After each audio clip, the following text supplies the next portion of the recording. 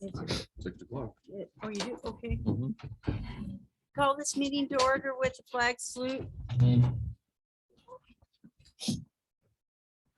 I pledge allegiance to the flag of the United States of America and to the republic for which it stands, one nation, under God, indivisible, with liberty and justice for all.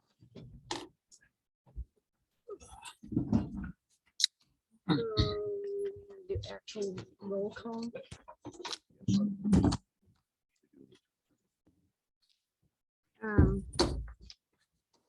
Is this, do I just ask people to sound off because I don't know about having a whole list of everybody that's here. I have a list right here. Is this, yeah, is this it?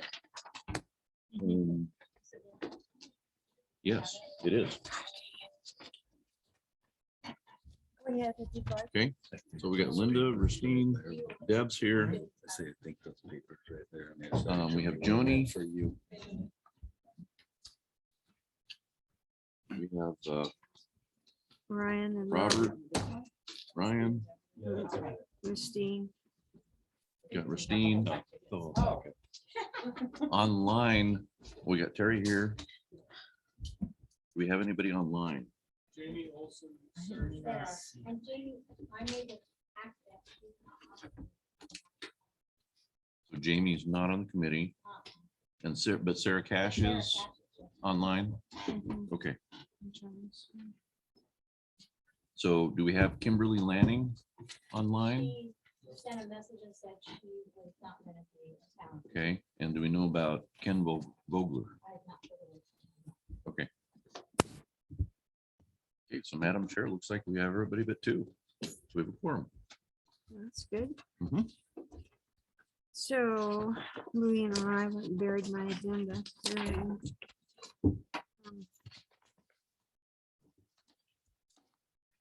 We need to approve the the agenda. I'll make a motion to approve the agenda. Christine approved. Motions and thank you. And Brian seconds. All those in favor? Aye. Right. Agenda's approved.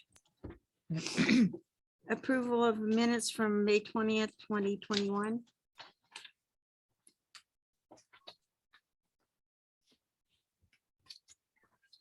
Hey guys, I have a question. This is Jamie Olson. I was voted in last year. I'm not quite sure why Okay. I'm here if I'm really not on the committee. I was a sub last year and didn't find out I was on here until yesterday, so Maybe that, I'm catching Oh. up. maybe that's. Okay. Well, we have a Joni Olson. Okay, sure. That's you. Well, Jamie, let's just, we can just, can we just keep going? Well, they have to be appointed by the board. Well, she was on. last- It says she was on. I was on last year. Last year? Yeah. I was Yeah, appointed last yeah. year. Yeah, we Oh. sure. Well, maybe we made an oversight then. Okay, I just wanted to make sure that I wasn't someplace I wasn't supposed to be. Oh, no, you can do this. But I would defer to you to that, Madam Chair, Yes. about, it sounds like we had an oversight with Jamie Olson. Okay, so I think that you're probably still on the budget committee and welcome to chime in, Jamie. Jamie, did we appoint you last year? Because the minutes show that you were a patron last year. I was asked to join and showed up and participated in the meeting. Yeah, me That's too. Mark went. I'm I sorry. was gonna say, Mark went out to the basketball game and pulled you in, didn't he? Yes, and that's where. Yes. She's on the thing. So, Well, I don't know. how many people have to be on the committee? I don't- you can't even- I mean, can't remember. I'm okay either way. board I members. just was confused. 5. Barking up for budget committee members. And Do we have five? Yeah. Budget committee? Yeah. I have With- Sarah Cash, Kimberly Lanning, Terry Lunsford, Joni Olson, and Ken Vogler. Those are the 5 budget committee members as listed here. So who was appointed? right? That was what that Well, was. this year This- was They would have been appointed. Kim Lanning and Can, Joni and Kimmy. That happened at a board Mhm. meeting earlier this year. Yes. So all 5 of these were. No, 3 were 3 were. this 3 past were? year, and then I think Sarah and I were last year. I can't remember back that far. Yeah, so Well, that's you guys were short committee meeting or committee members. And Right. so we went out to the game and pulled people that we knew could. Well, I had been asked prior to the game, but was not going to come till my kid was done playing. And I think you guys ate dinner and then let me know dinner was over and I came in. So, I mean, I remember her coming in. I remember her joining the meeting. Did she vote? Jamie, did you vote last year? Mhm. I don't recall any elections or voting No, on she anything. means on the so- budget. But she did, yes. Yeah. Her and Terry and who else was? That was a year ago. Sarah and I were already there. Yeah, it says Rustine, Sarah, and Terry were budget committee members.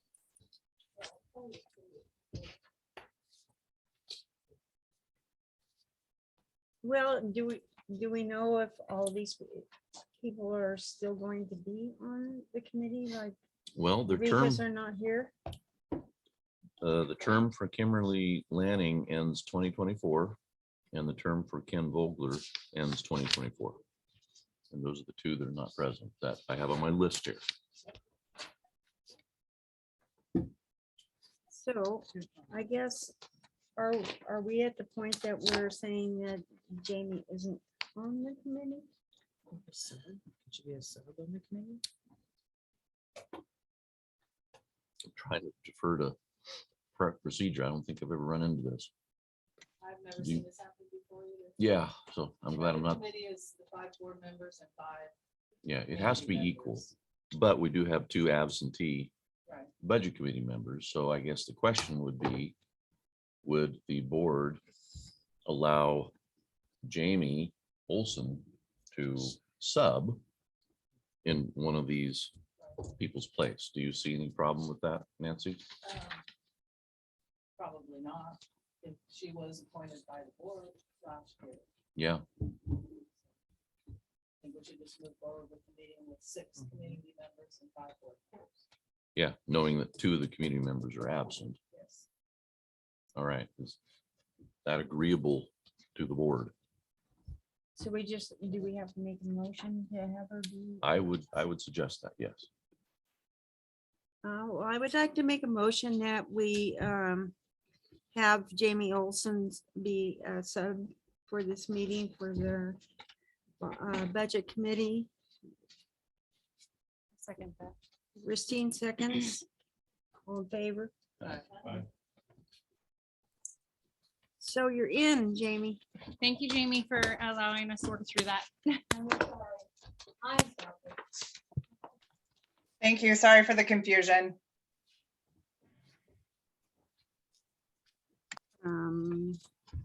Can I jump in for a second? Sorry, folks. I can't. This hear is, this is Sarah. Can you hear me? you. Yeah, just barely. Nathan, can we turn up the volume on the TV? Is that any better if I get closer to my mic? Early started up. Is that better? Yeah. Okay. So when one of us who are online wants to speak, what are we to do to show that we want to speak? Just raise your hands and I'll ask you to unmute yourself. Thank you.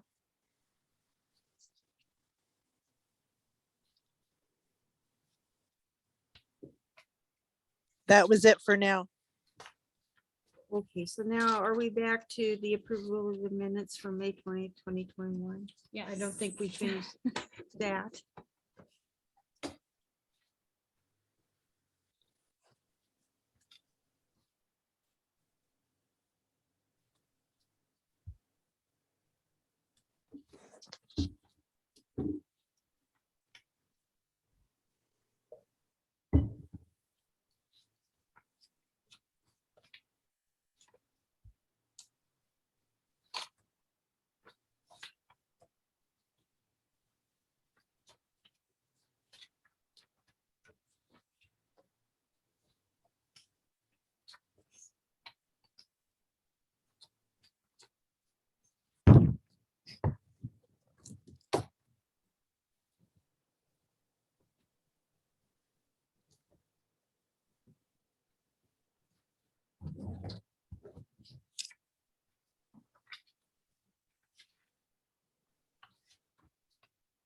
Has everybody read these minutes and are we ready to make a motion?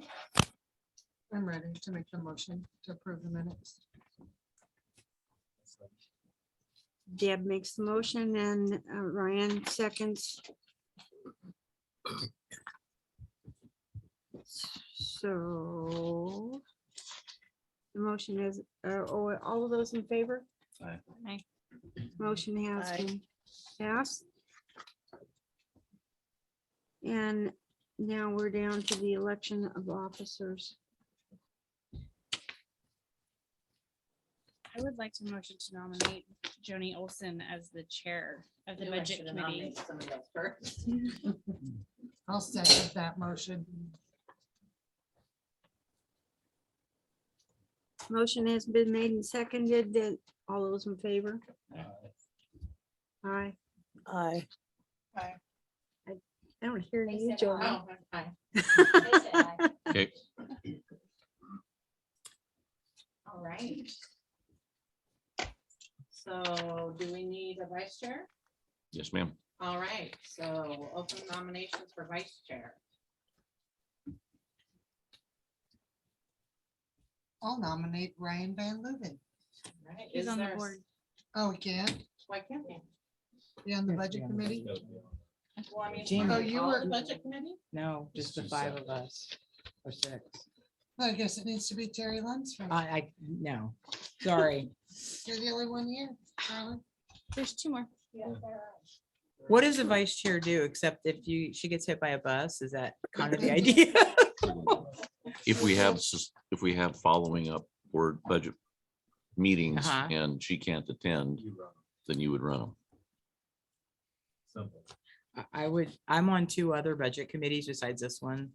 So I would prefer not, but if that's my only alternative, then that's fine. I'm just running a little thin right now. But anybody else want to do that? Sarah Cash. Sure. Make a nomination. Yeah, you can make a motion. I'll nominate Sarah Cash as our vice chair to continue from last year. Is there a second? Yes. Second. All in favor, say aye. Aye. Aye. Right, so we've already approved the agenda.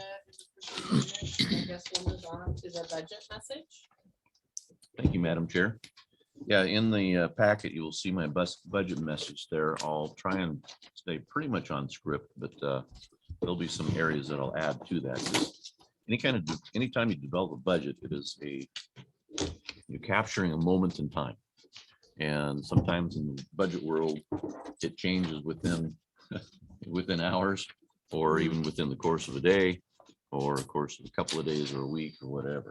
So I just got an update from the state today in terms of the budget scenario at the state level. I think COVID has really thrown a lot of budgeting stuff around and we're seeing some record potential kickers that are going to be happening.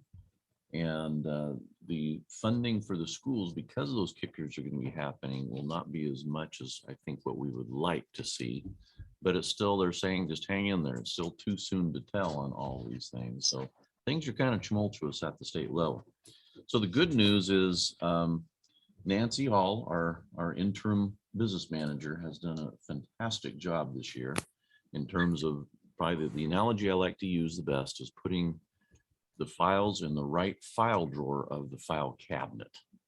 And really, she has spent a lot of time doing that because When I arrived and Nancy and I talked and we started looking at the budget, there was a lot of things, and you'll see evidence of that later on, that things were just simply rolled over. They weren't looked at in terms of where the expenditures were. We had things in the wrong file drawers, in some cases, the wrong file cabinet. And so you can't really build an accurate budget if you don't know what the history has been. So that's really the majority of the work that she has been doing, and working with the admin team and the staff and putting more eyes on this than has happened in a long time. And so we're bringing to you a balanced budget, which is a very, very good thing. And she'll explain a little bit more of what a balanced budget means and the impact of that. That projects stability. Things may be a little unstable at the state level, but when we have a balanced budget we're bringing to you, that is a good thing. That brings stability. It gives us a good starting point. Now, there'll be some things in the balanced budget that aren't going to be too friendly, and that's pretty normal. And we're still going to have to take about a year to really iron out the dips and the waves. You know, they're going to be kind of large at times, but hopefully by next year's budget, it'll be just little ripples. And we're looking at a number of things there. So the May adjustment that we get in May of 2022, this year, reflecting adjustments from the 2020-21 school year, just came in, and that's a typical pattern. Usually for a district this size, you're talking 50 to 100,000 as a normal May adjustment. In other words, the district tries to predict how many students are coming in next year. The state pays the first couple of quarters based upon that estimate, and then you start submitting the actual numbers, and it takes them a year to adjust everything, but they only pay you on the actual students that are there when you see the whites of their eyes. And so there's laws that go with that in terms of how you're reporting and everything like that.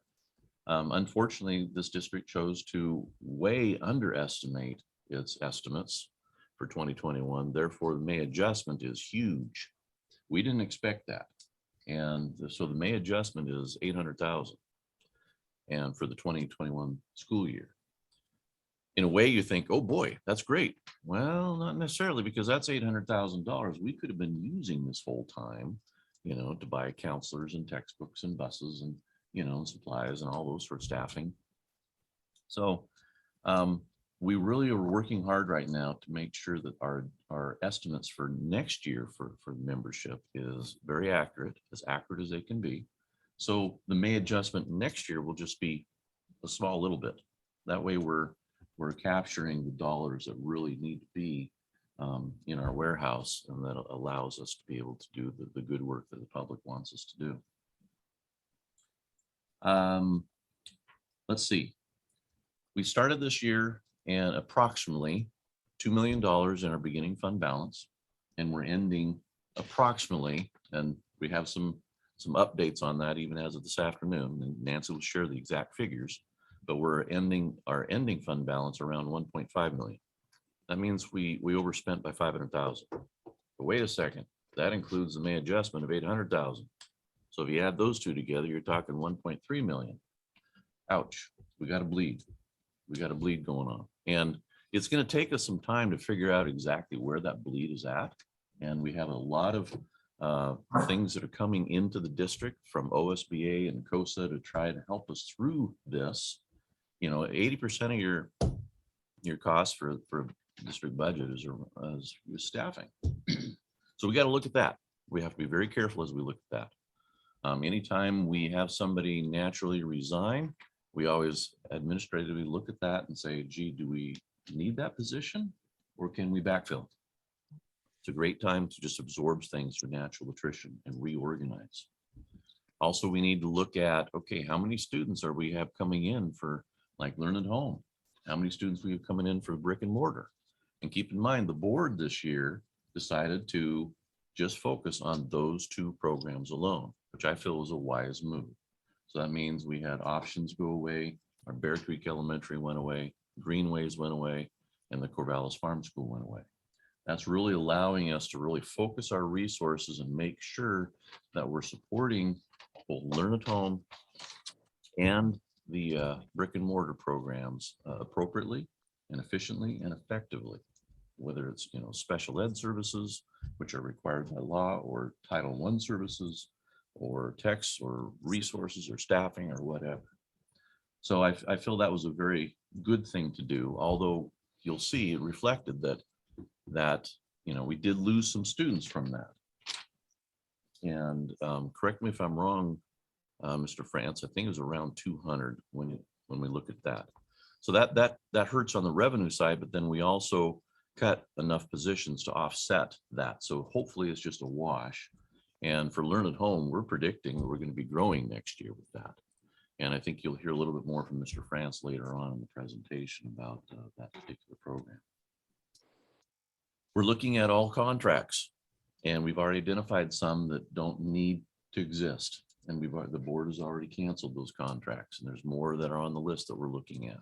We're looking at these contracts and do we need this service or not? We're also reestablishing our relationship with the ESD, the county, for anywhere from specialists in different areas, or law enforcement, or health department type services, things that we can't afford as a district. We don't have the budget to go out and hire a certain specialist in a certain area, but we can certainly work with the ESD, who's already receiving state funds on our behalf, and they can supply a behavior specialist or a child psychologist or there's just a whole plethora of things. Nathan, our tech guy, works with the ESD tech department continually because they have the specialists that allow and Nathan to do his job, as well as consult with Nathan in terms of how best to use the resources that we have. We're also going to be conducting a human resources reset project, and that's going to take some time. And I mentioned earlier that we have to look at staffing. We have to look at job descriptions. We have to look at who's doing what, and do they have clear expectations? We have to look at contracts to make sure they're matching. I'm also meeting with the local union because they have things in their collective bargaining agreement that are way out of date and affect the budget too. And there's things that we have to be negotiated with the local union. So all this is a big menagerie that's all kind of like a big web. And we're working through these things, but it's going to take time to get the big waves out of the budget to where it's just kind of like little ripples. That's what we want to see. We're very excited about the inclusivity that we've done this year with staff. There's a lot of staff that when they saw their budget that Nancy gave them, they went, "What's this? Never seen this before."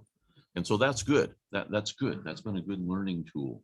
We're also putting in procedures to where there's multiple eyes on a purchase. So say staff member X wants to buy a whatever, and they put in a requisition. Well, the requisition then goes to their supervisor for approval, and goes to the business manager for approval, and goes to the superintendent for approval. So it's not just on the back of that one person.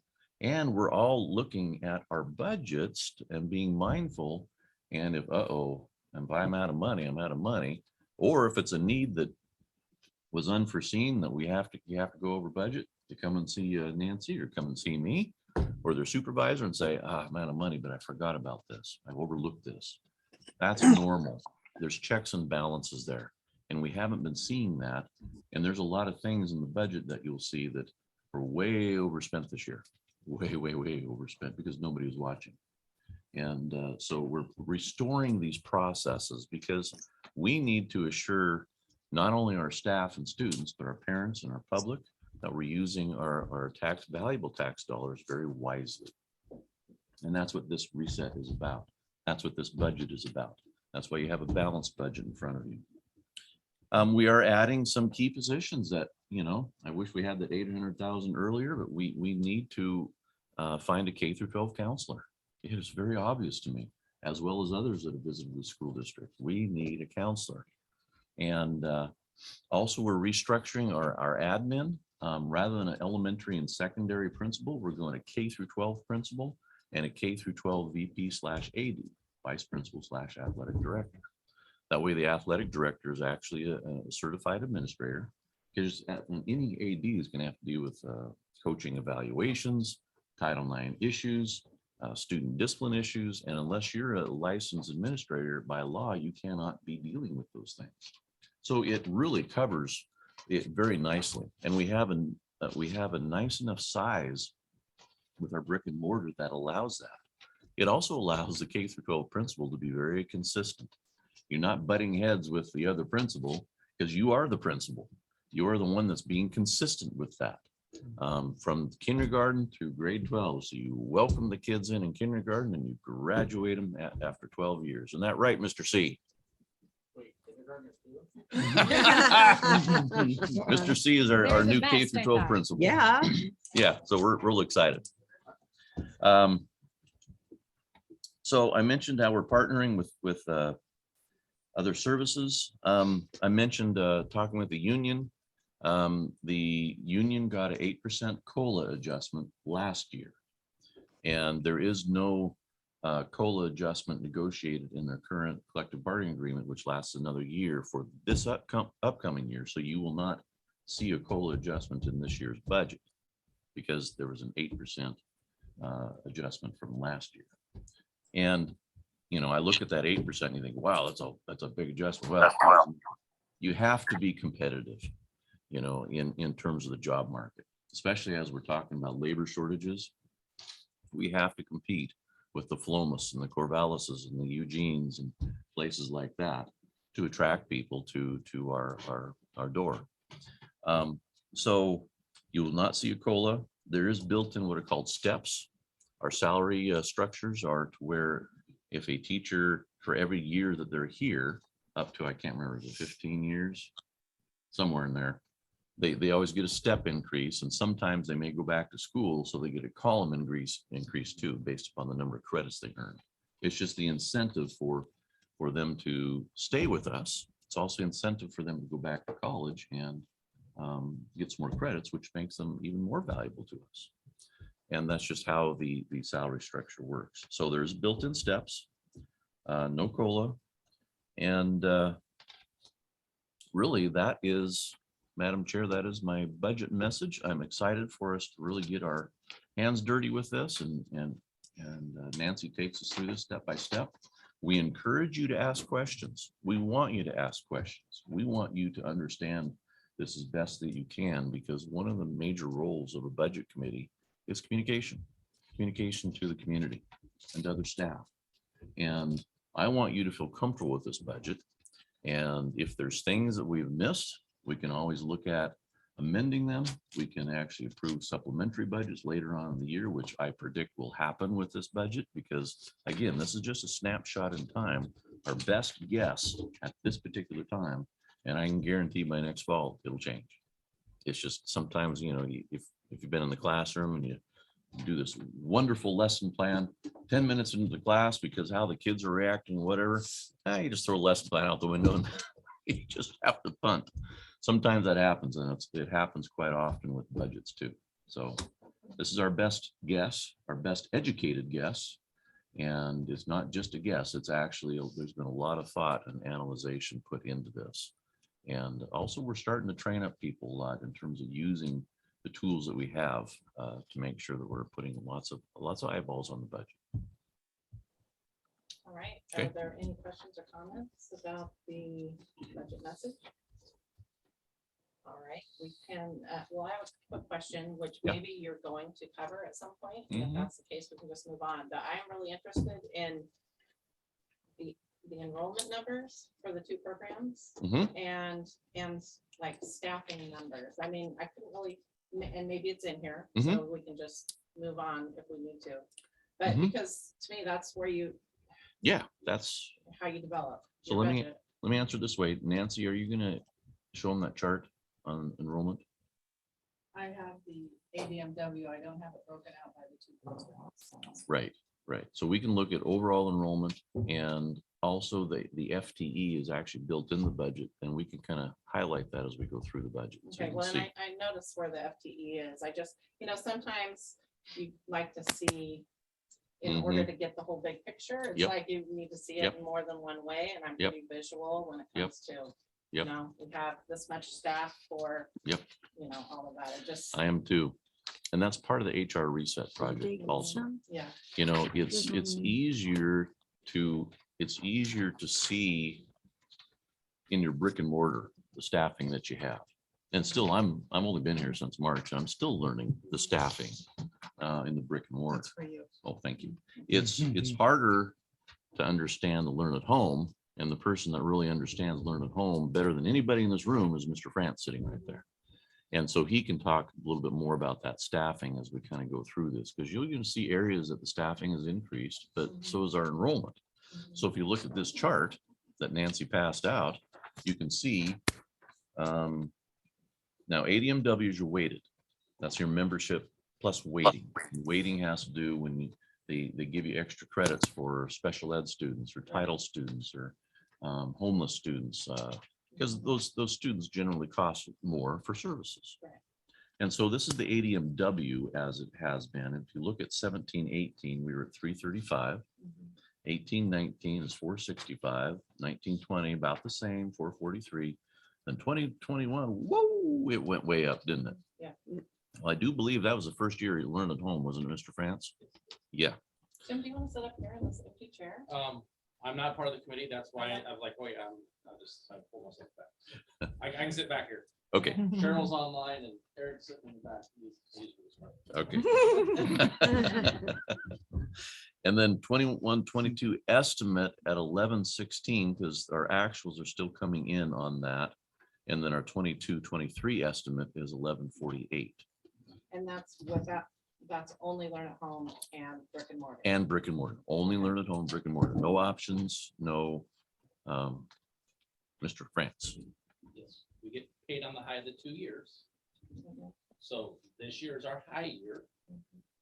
So if I could just interrupt for a second, I do have some handouts that we can go through that explain. That'd be great. So this is actually today's estimate from ODE for 22-23. And I just wanted to clarify one thing. When we send the estimates in, it's in December of the prior year. So when we send the estimates in for next year, we didn't at that time know that those other programs would go away. So what Mr. Gallagher was just referring to is on the second page, when he talked about the weights. So we were projecting again, prior to knowing that those programs were going to go away, ADMR, which is your resident students, your students that are enrolled before they're weighted. And then there are weights for like students on IEPs. Sorry, I have extras for the.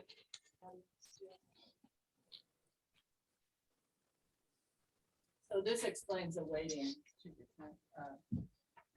And then students in poverty, that comes from the federal census. That's not a number that we input. Students in foster care, etc. So what Mr. France started to talk about was funding on the higher of the 2 years. So you'll see that mentioned in this area of the first page. And we'll get everybody online a copy of this also. So the 22-23 projected weighted ADMW of 1148.73. The 21-22 ADMW is again still an estimate at this point in time. It will be adjusted a year from now in May. And so we will be receiving payments on the higher of those two.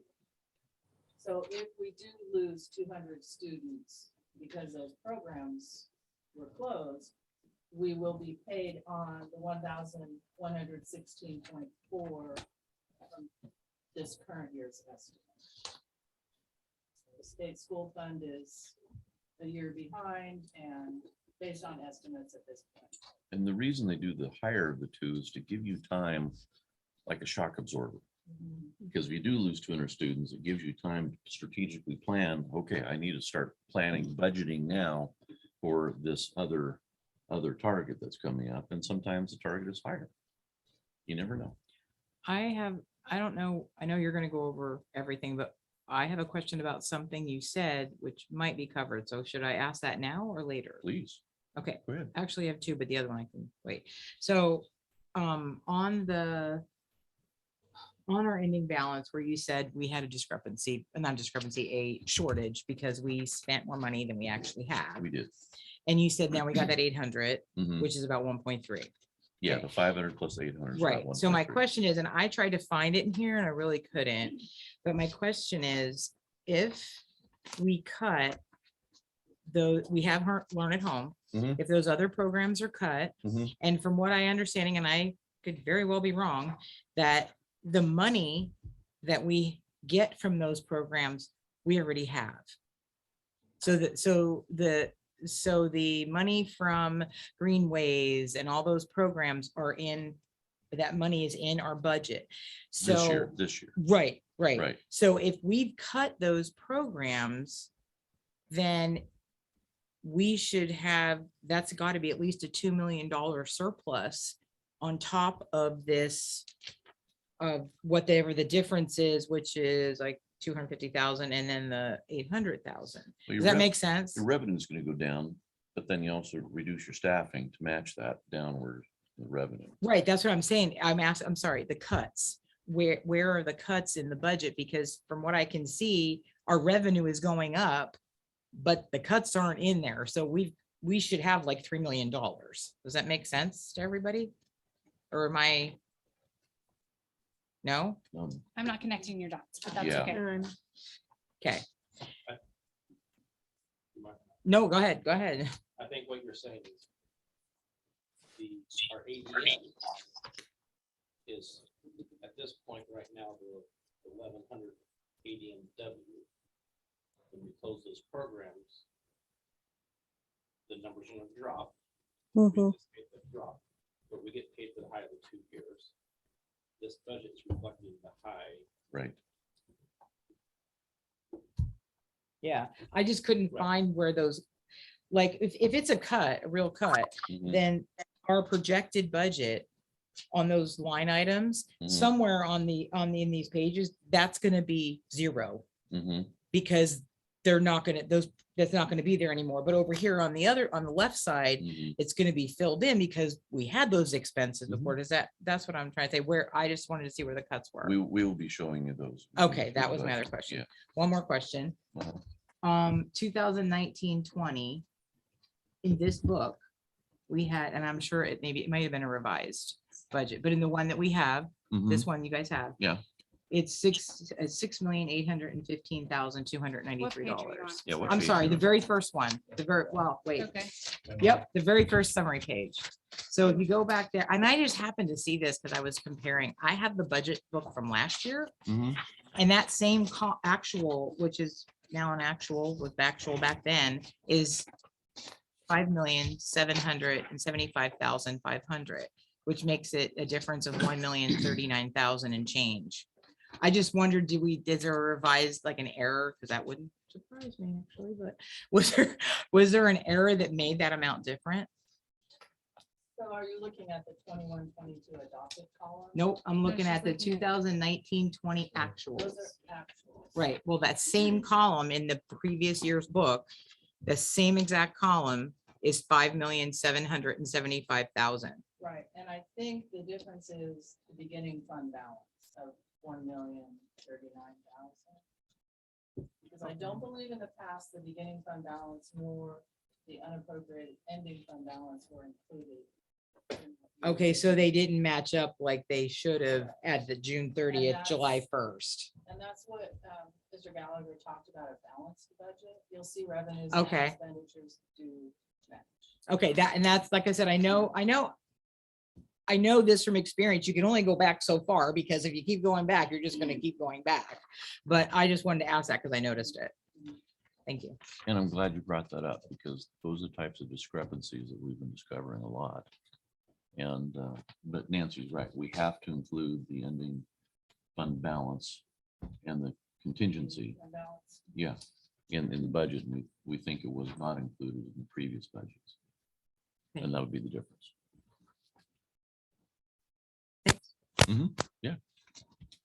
So we don't have any actual enrollment numbers for Well, that's what- learn at home.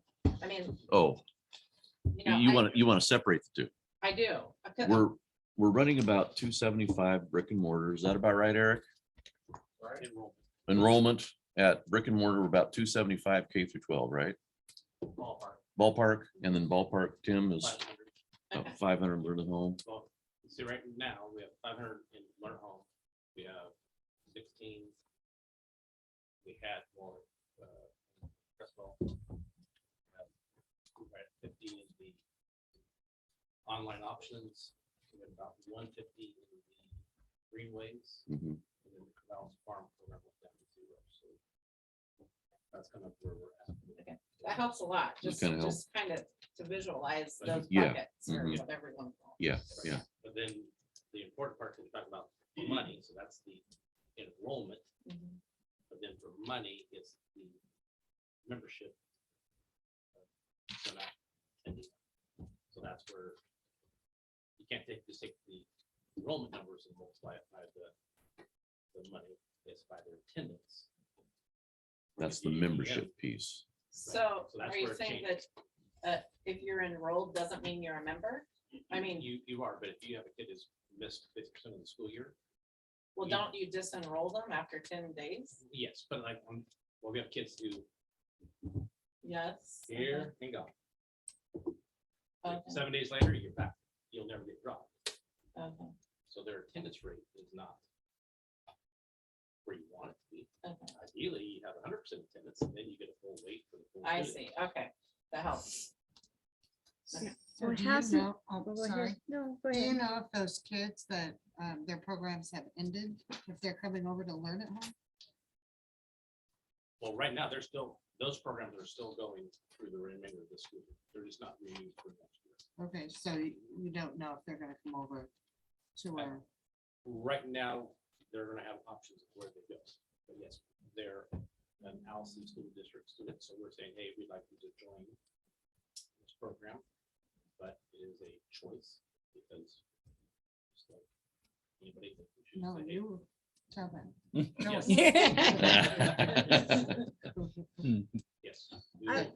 I was just gonna ask if our attendance has fluctuated pretty greatly during all of the COVID sicknesses and kids being gone for a week or 10 days because they've been sick. Has that fluctuated the attendance pretty badly? Well, I'll let Mr. Steve probably talk more about the brick and mortar, but even in online world, yes, you get kids that still get sick. So there are kids who do miss because of that. This year, an absence is an absence. Last year, the whole state had such horrible attendance. they didn't choose to use that attendance. This year, it's back to 10-day Regular. drops, Yeah. normal attendance. The normal rules are back in place. Mr. C, you want to talk about attendance at brick and mortar? Then you're spot on. I mean, there's been some pretty wild swings with the attendance. I mean, it spurts. We've been overall pretty consistent, but we definitely have that week or two stretch where, we've got a number of kids. It's been off and on throughout the year. I mean, it's been pretty consistently inconsistent at times, I guess. I don't have to say that. Yeah, there's been some swings. But when we hit these stretches where things are pretty good, we're staying pretty steady. Does that answer your question? Yeah, it does.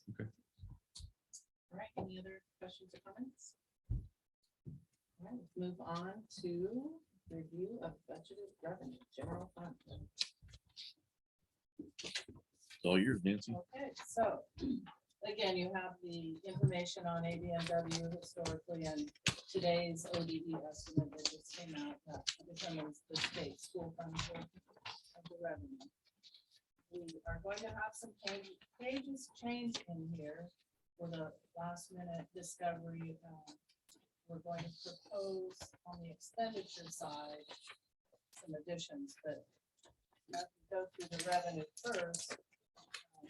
You'll see on page 12. Now, I believe some of you got some books without page numbers, and I apologize. Yes, Me no too. page numbers. So it's the first page after that budget at a glance. Okay, It's the general fund resources and requirements report.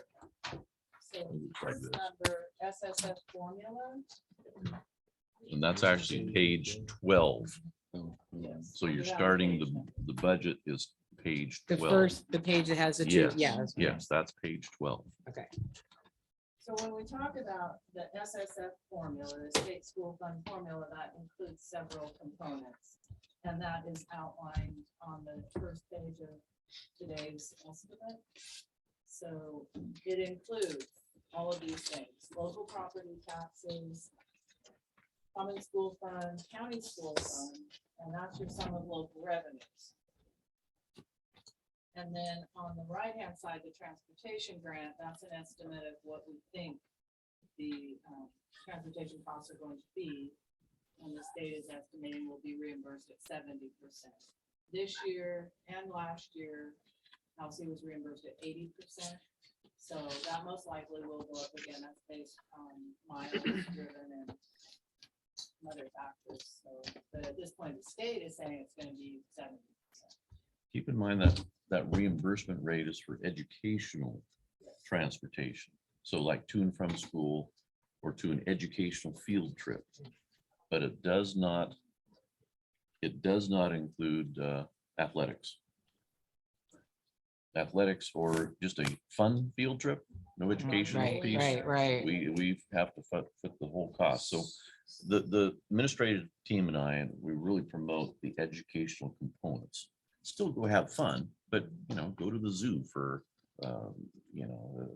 those types of things. Go to the tidal pools on the coast or The educational objective. with an educational objective and some lesson plans and the whole bit. You can still have fun in those environments because it is reimbursed at 70% rate. So in the minutes, it says 90%. That's what we've been told for many of the years now. On reimbursement. For transportation, Yes, sir. I've never heard of 90%. It's in the minutes. Which one? Which man? The ones we Last just year. approved. You mean Oh. the minutes that took hours to create? Yeah. I'm kidding.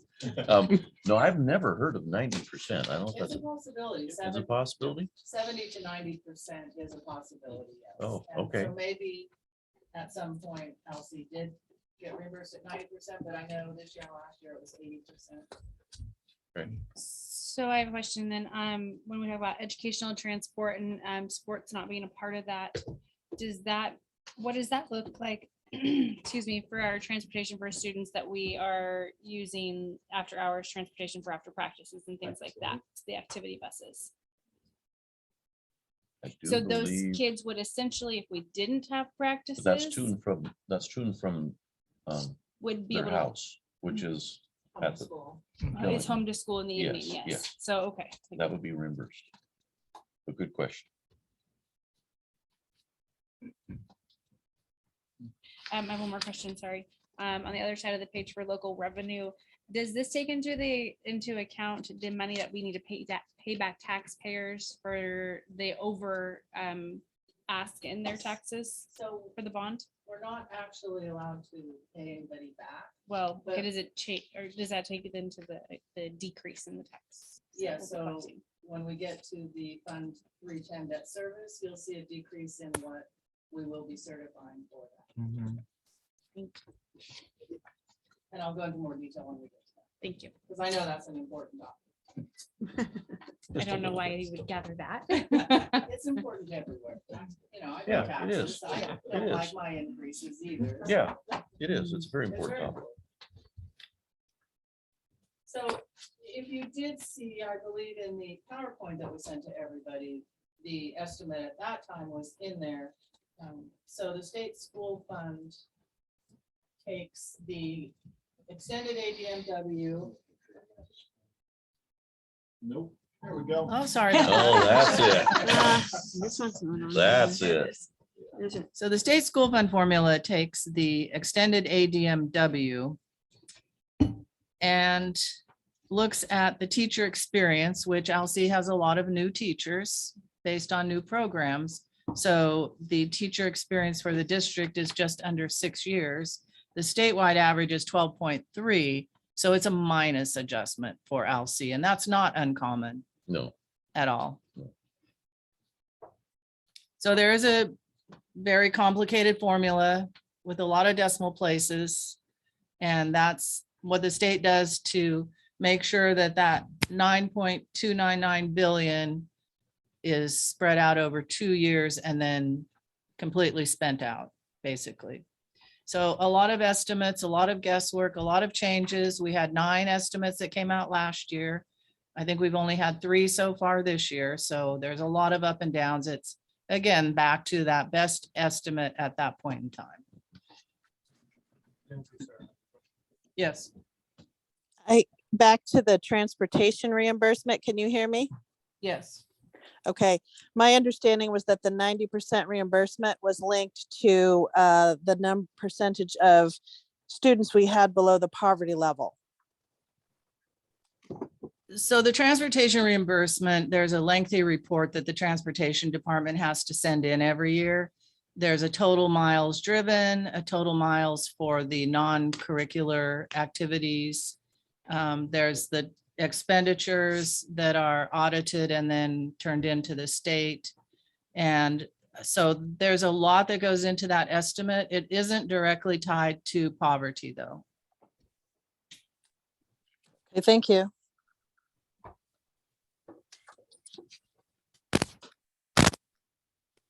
All right, so back to the revenues on that page 12, if you have page numbers. Those estimates for the beginning fund balance were based on the most recent board report, the 800 and some $1,000 adjustment for 2020, 2021. So we're projecting 1.8 million as an ending fund balance this year, which is going to become the beginning fund balance next year.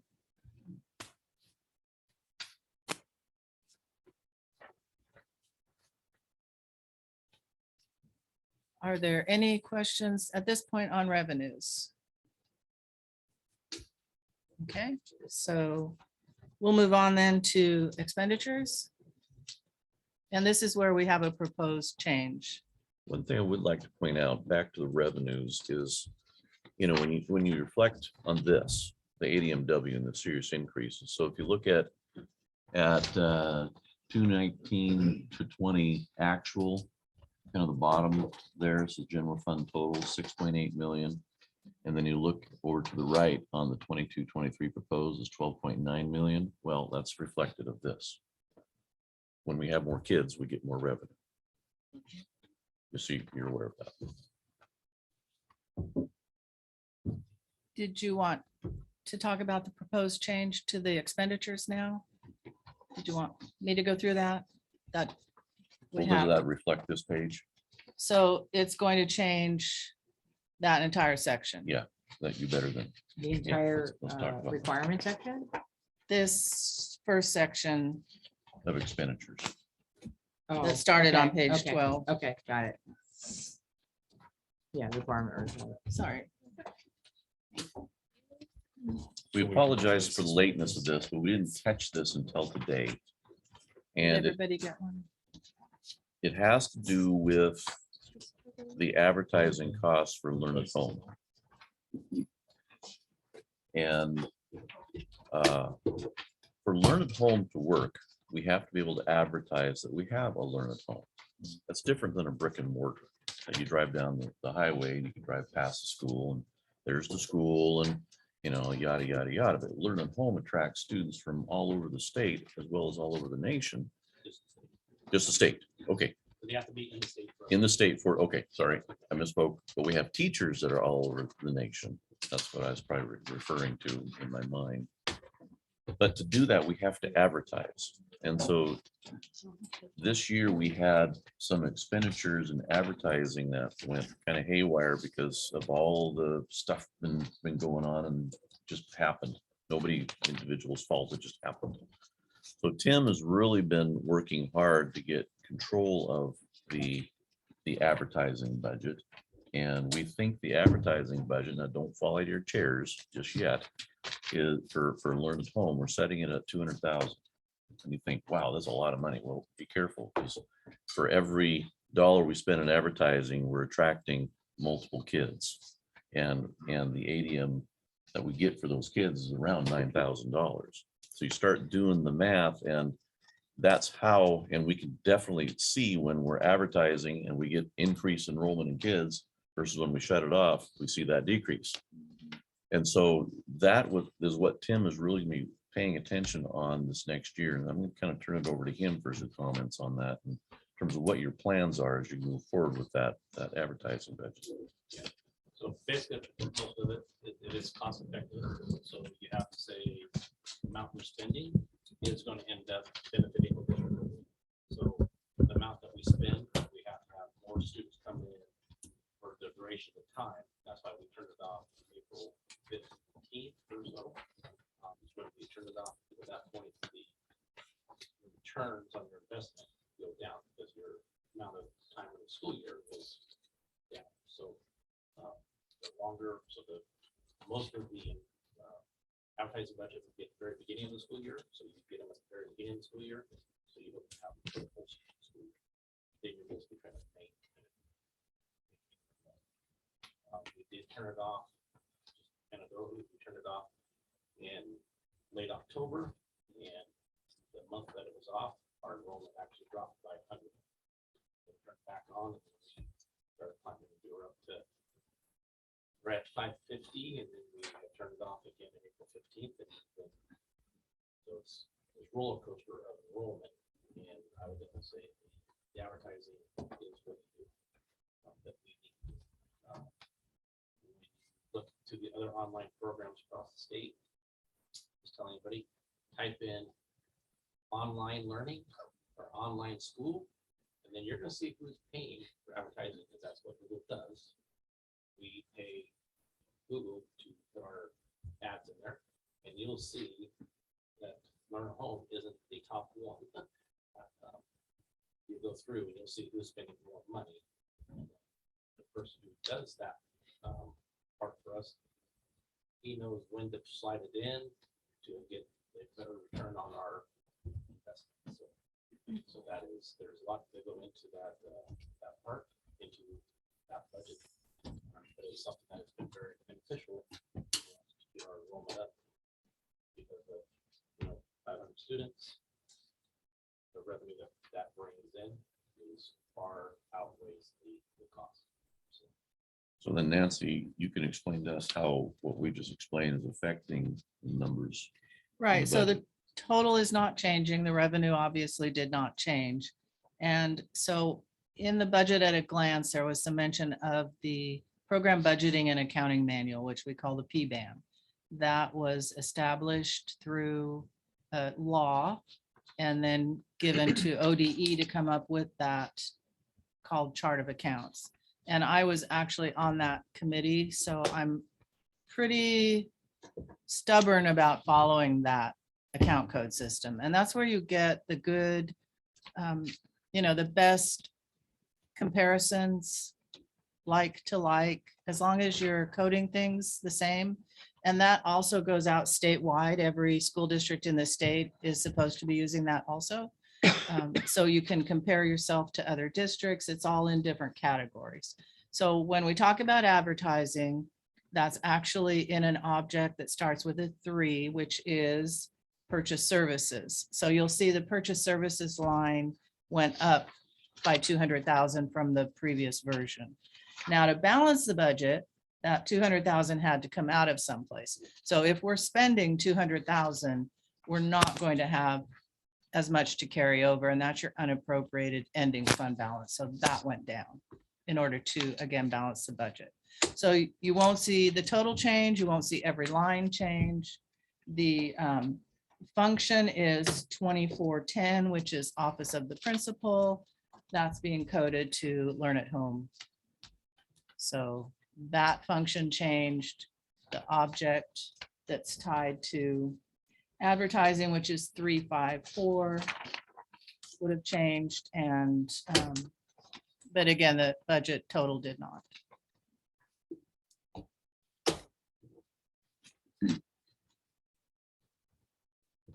So, since we're talking about this now, and I don't have a handle on what Learn at Home Oregon looks like.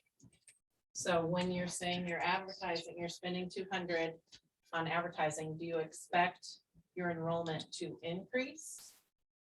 Like by, what do you expect it to increase by? And is that reflected as revenue in here somewhere?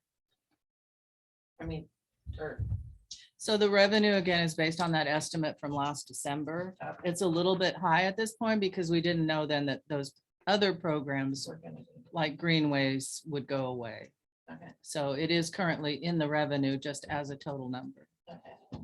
So if you, I don't know what staffing, the staffing ratio is for staff to students and learn at home.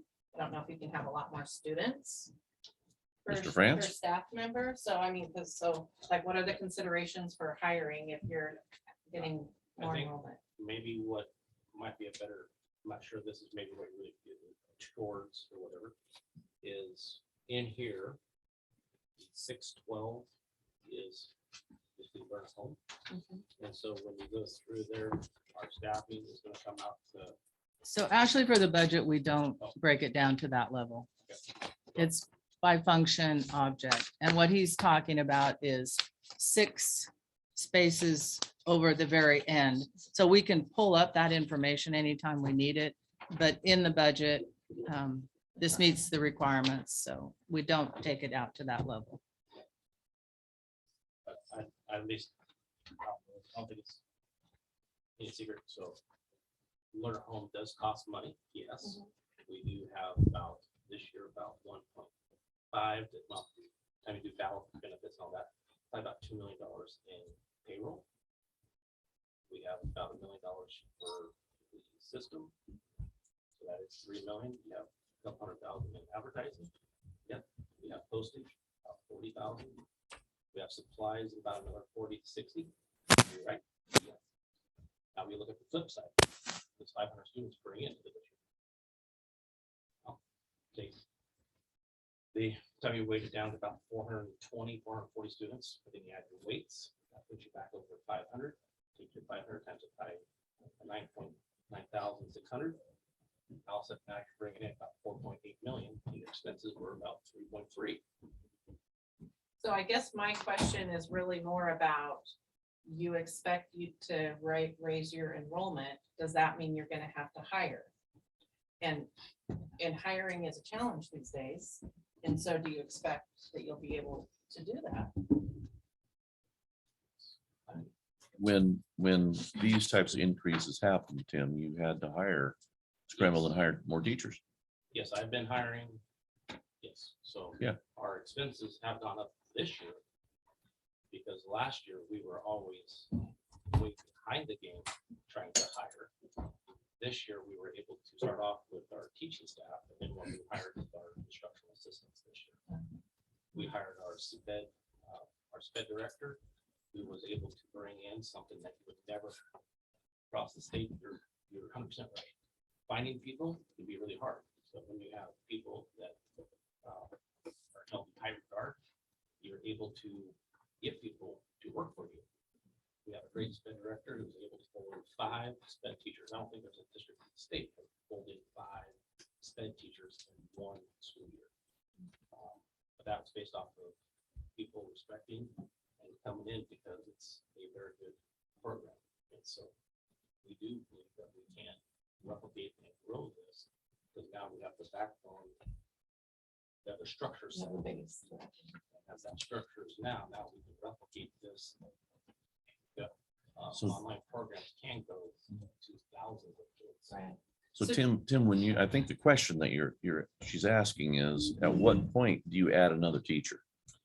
Roughly, we go every 60 students, we try to get another teacher, so. We basically have a system in place that as we grow, we got up to 75, we have a teacher, so just because you get 60 exactly. Right. We want to make sure that's going to stay there, because the enrollment's always bouncing. So we try to make sure it's there for a while, then we try to hire. That's also the time when you post. You need some time to recruit. So is retention and recruiting in your budget also? There's a separate item for the school district. It's about 124,000 or something like that. It's a House bill that was passed to help with that. Yeah. So yes, recruitment and retention of staff is a big concern of ours, especially in today's market. And like you said, when you have good people and you have good results and they see what's going on, you know, it attracts people. Like I was here for 30 minutes and I knew exactly I would fall in love with this place, and I did, you know, and when you see those sorts of things, it brings in people. Can I ask a question really quick?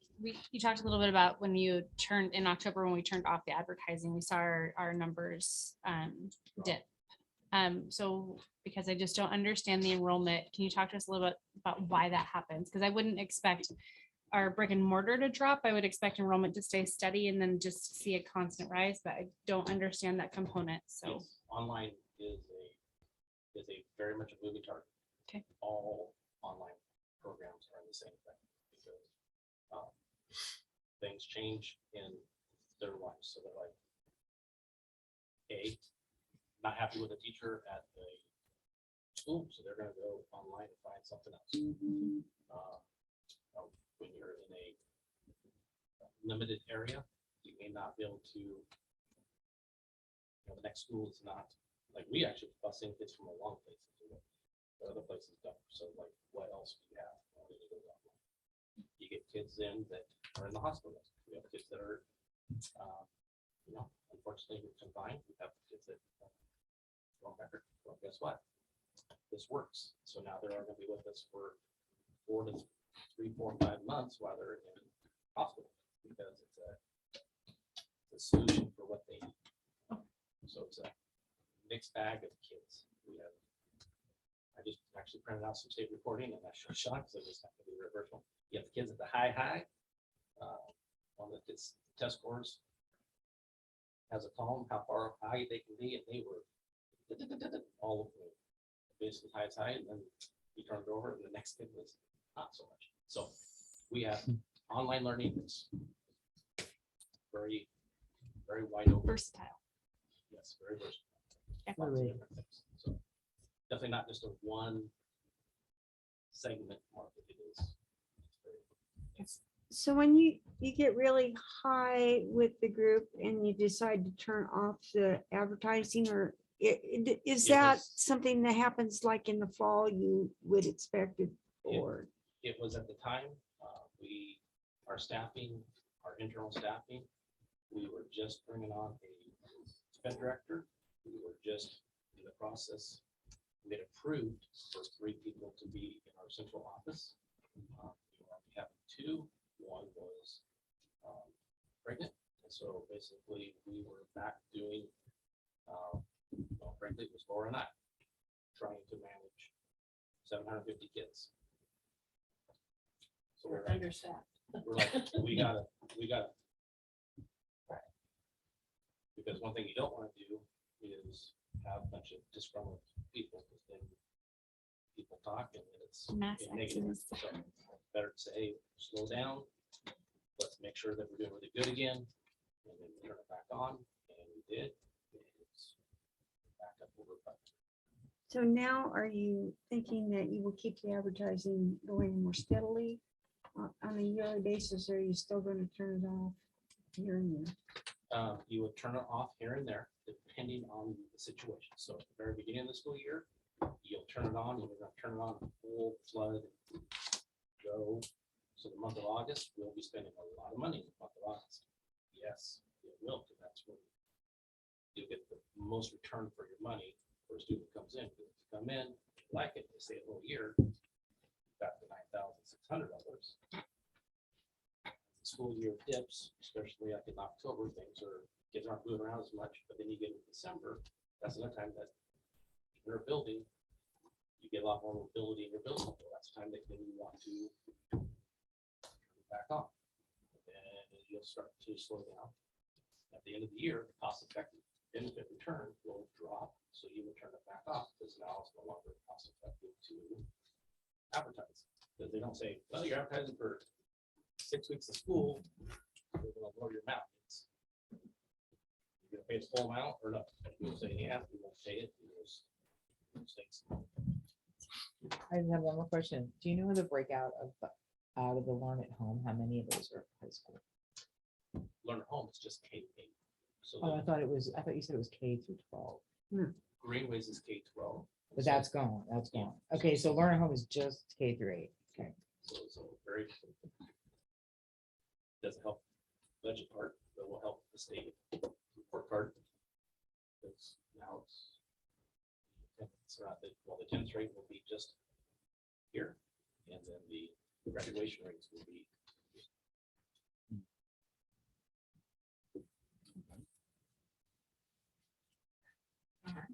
Okay, Back so on, Nancy.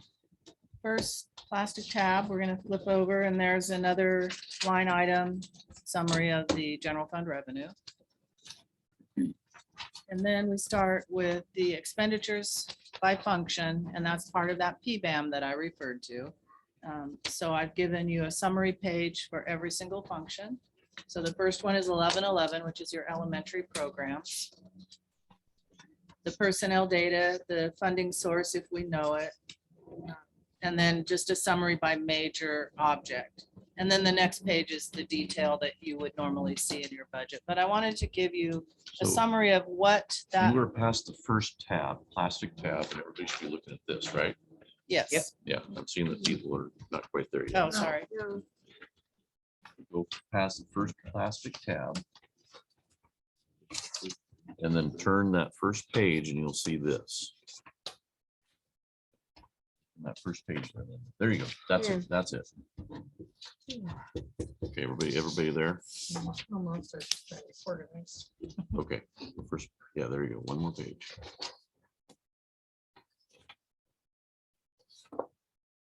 You're there. That's good. Okay, All right. keep going. So again, that's a summary for each function, what that function means in that chart of accounts that the state requires. And then the major objects. The detailed page is what's required by local budget law. So you have your 2 prior year actuals, your current year adopted budget, and then the proposed budget for next year. So as we look at NHR reset, can I ask why we're looking at it increasing FTE counts? What are you looking at? So I'm looking at the detailed, well, it's gonna be, I mean, the same question's gonna fall in every single category, but I'm looking at just an elementary.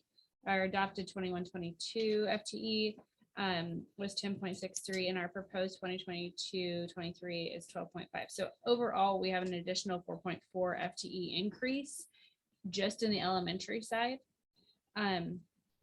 Right. Now, And a lot of that is because of the additions that Tim talked about in hiring more teachers. So the way the budget is prepared, we take the current staff, mhm, we calculate what the estimated cost is going to be for salaries and benefits. mhm. So a year ago, the budget would have taken the current staff at that point in time. And so as Tim mentioned, as students increased, they hired more. I think he said 4 teachers. So your budgeted FTE from this current year is low So I- compared to what the staffing is. Does that Okay, so answer? if I can rephrase that so that I understand that in my brain. Okay, I'm sorry, No, I'm you're an just fine. accountant. I can't stop. So, no, I appreciate it. So if I understand that correctly, it's not that we are budgeting to hire more. It's that we are taking the actual FTEs that are in place today and putting them into the column to say that this is actually what we have hired Yes. today. Yes, Mhm. yes, that is correct. Okay, so is that fair for all pages? So the elementary, middle and high school, is that say that this isn't an increase in FTEs for additional services? It's where we are today to get us at Correct. par level. Right. Okay. And administrative staff, I present them with the list of current staff and multiple versions of it. They've all gone through to verify these are the positions. And so the programs that are no longer going to be supported, we knew at the time that those would be reduced. So, but Greenways didn't have FTE associated with it, so you wouldn't see a drop in FTE because Greenways went away. But the other programs, options, those other couple of programs, we made sure that that FTE was not included in this budget. Does that make sense? Yes. Well, and I'm just this is taking in brick and mortar also. And I know that Yes. there's been an Yes. abundance of hiring. So Yes, I guess didn't know if I should read this as we were budgeting 4.4 additional FTE or No. that's getting us to par level It's so that we can see it as. what it based is. on Current. current, as of Yes. that date. Also, FTE. we have run into situations where FTE weren't assigned in the right spots. And so you might see some increases or decreases and you say, huh? But it's because they were in the wrong spots to begin with. And so we've really had to make sure, okay, if this person is learn at home or this person is brick and mortar. In some cases, we have people that are 50-50. You know, we have to make sure that those are put in the right drawers and sometimes you'll see that in this, and that also contributes to the change in the numbers. Does that make sense? Yes, Yeah. it does. So are all the administrators gonna be under 2410 and not in, So 2410 would be the principals. okay, 2190 is the special ed director. Obviously, the superintendent has his own function, but the principals would all be in 2410. can I ask you a question? Just ballpark, how many certified and how many classified do you have? Or- Yeah, 12 certified teachers, 12 instructional assistants. We have 4 special ed teachers.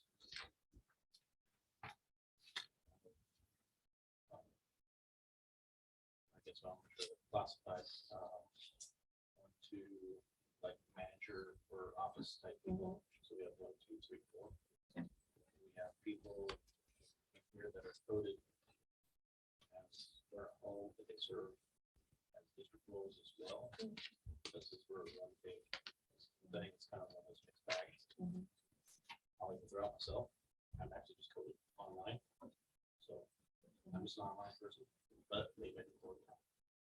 There are people who do other course for the district. Oh, There are people who do ELL for the district. right. So some of the specialists are to get, but serve both. Right, special ed director does the district. So it's a. Yeah, I just want some idea. Yeah, Sure. But then you also break down by enrollment, so the brick and mortars. Learn Home's twice as big as the brick and mortar, so you should fund more of their services back to this because they have more kids, so. Well, it's It's just a hard mixed for bag. me when I look at this.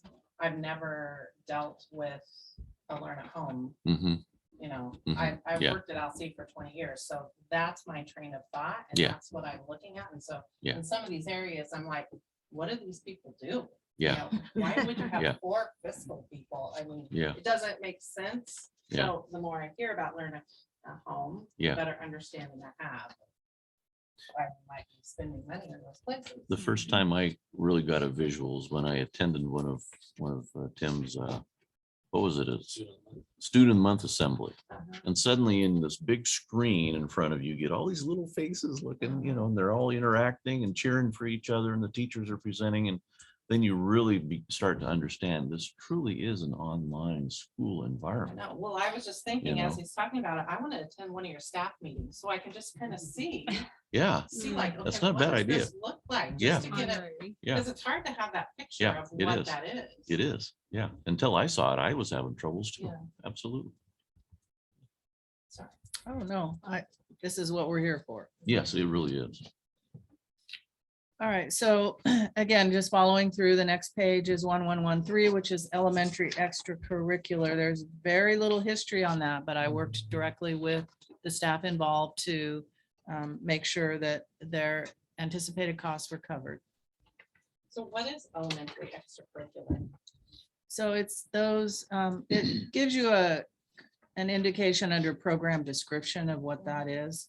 It's school-sponsored activities. It could be So a like your stipend for clubs. choir Or a stipend. Right, for, like, exactly. And at Arts. the elementary Band level. things. Yeah. Mhm. I have a question on that. Mhm. Is this proposal 17, is that, I know I have heard some stuff about elementary sports.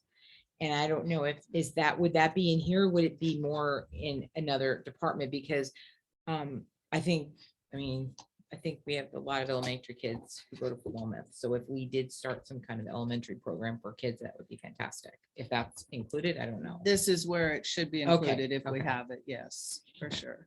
And our plan for next year is we're going to that athletic director / vice principal, so it's Right. an administrative function. But we also want to take our existing AD and have her really focus on the Pee Wee stuff. Yep. We want her building the program, so when they get to, play football for Mr. France, then they've had some experience. They know Right. how to run and tackle, and, they've got some skills that are building Right. up, and we're really excited about that opportunity next year. So yes, that would be reflected in here, and to tell you the truth, it's still a Work pretty- in progress. Work in Got it, progress. Yeah. So, this may change as the year progresses. Okay, first typo, sorry about that. On Well, 11/21. you are human. I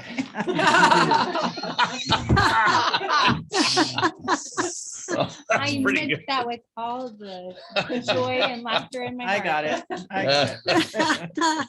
But that's what makes a good business manager, somebody that understands numbers. Isn't that right, Nancy? Yes, Yes. absolutely. Absolutely. Try not to make typos. Associated payroll cost should not have 4 million in front of it.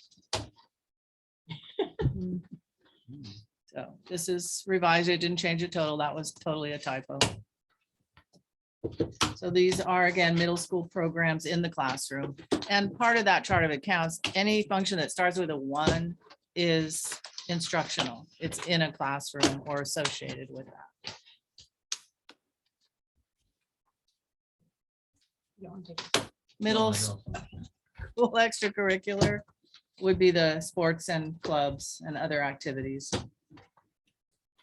So, I mean, there's some changes there, additional salary, I mean, and maybe that's just more of putting it where it should be. Yes. What changes are you looking at? So additional salary, 130 under the proposed is 9,280, and there, it was just empty in the other, you know. So again, that would be following that chart of accounts. That's what Mhm. that Are PBAM these like says. coaching stipends? Is that what that line? Yes, is? that would be stipends. Breaking that out to 150, that's up to the district if they want to break those out further, but when we report it to the state, it's all going to go into 130. And administrators is removed from here. Is that because it got put into a different, it got appropriated to a different bucket? Correct. Yeah, those are good examples of Mhm. putting things in the right Right. file drawer of the file cabinet. Next page is 1131 high school programs. Small increases there. So I don't see classified.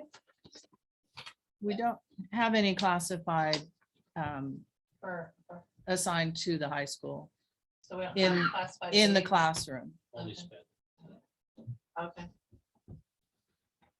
unless Eric No, general high has school. something different to say Well, about that. We had Cheyenne Jones as an assistant for Mary Jackson, but then when we had the shuffle to middle school, I included her in the middle school substitute teacher. I'm hoping that we can land some of the grant funding. Sean, we talked about that. Mhm. When we hire a permanent person in that position, then I'd like to bring her back Yeah, at some point, but that's depending on the grant funding. Well, it just didn't make sense to me to have substitute, classified substitutes for high school if you don't even have any classified for high school. You're right. Some pretty- good observation.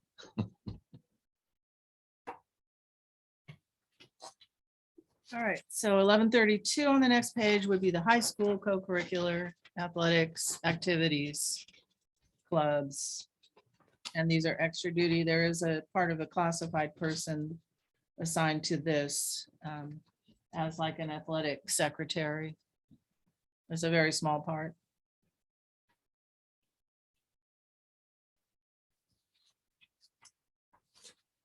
Our next page, 1140 pre-K programs.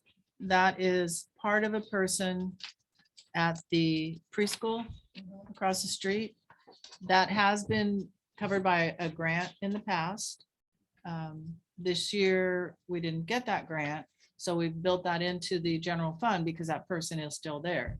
We also have it covered though in the 200 funds, which are your grant funds, expecting to get that grant for next Return, year. yes. So if we get the grant for next year, then this would not be a cost to the general fund, but we have to build it in there just in case. So is the preschool funded through the district?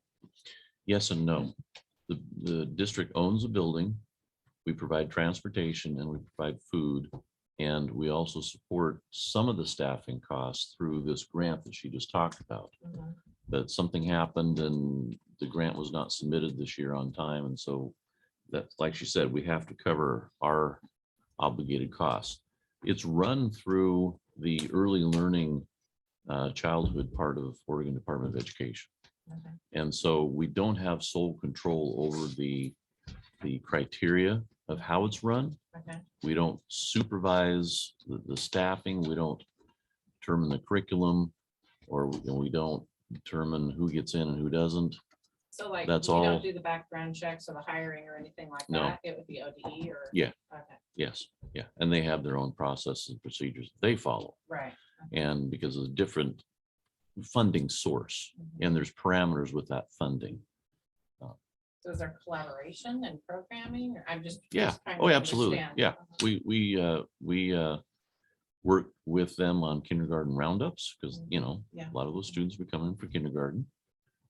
We work with them in terms of supporting them the best we can in a lot of different ways, but there's also areas that we can't touch just because of it's run through a different entity.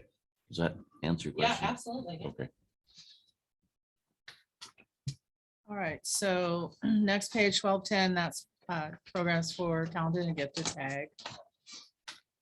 So I was, can I ask some questions here? Mhm. So I was under the impression that we didn't have a talented and gifted program. We testified on that in our Division 22, that we did not have one. We are working at implementing one. Okay. And that is part of the plan with the vice principal we're hiring for Learn at Home. They're going to be vice principal / special programs director, and part of the special programs can be taken. Basically, right after that, we did go out, we got a .25 coordinator who is now going through all the policies.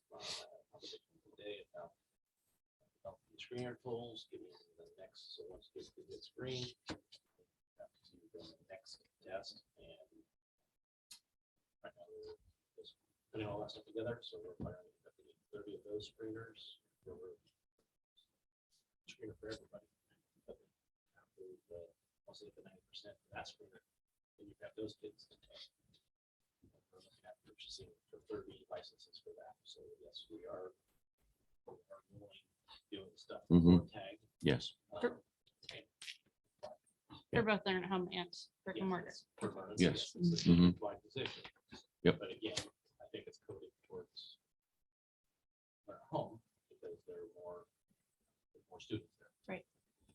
Outstanding, thank you. Mhm.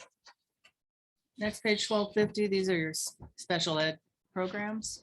And you'll see the increase in FTE, again, based on Tim's explanation earlier, hiring a special ed director, hiring more teachers, hiring more aides. So this is the function that you see most of the increase in FTE.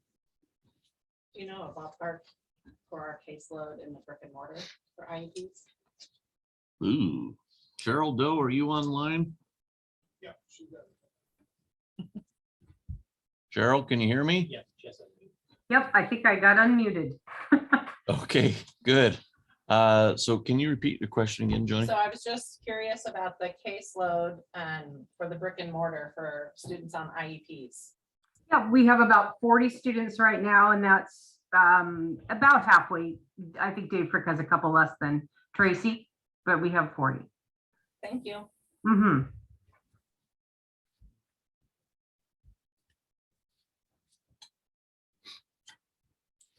All right, next page would be 1280, which is alternative education.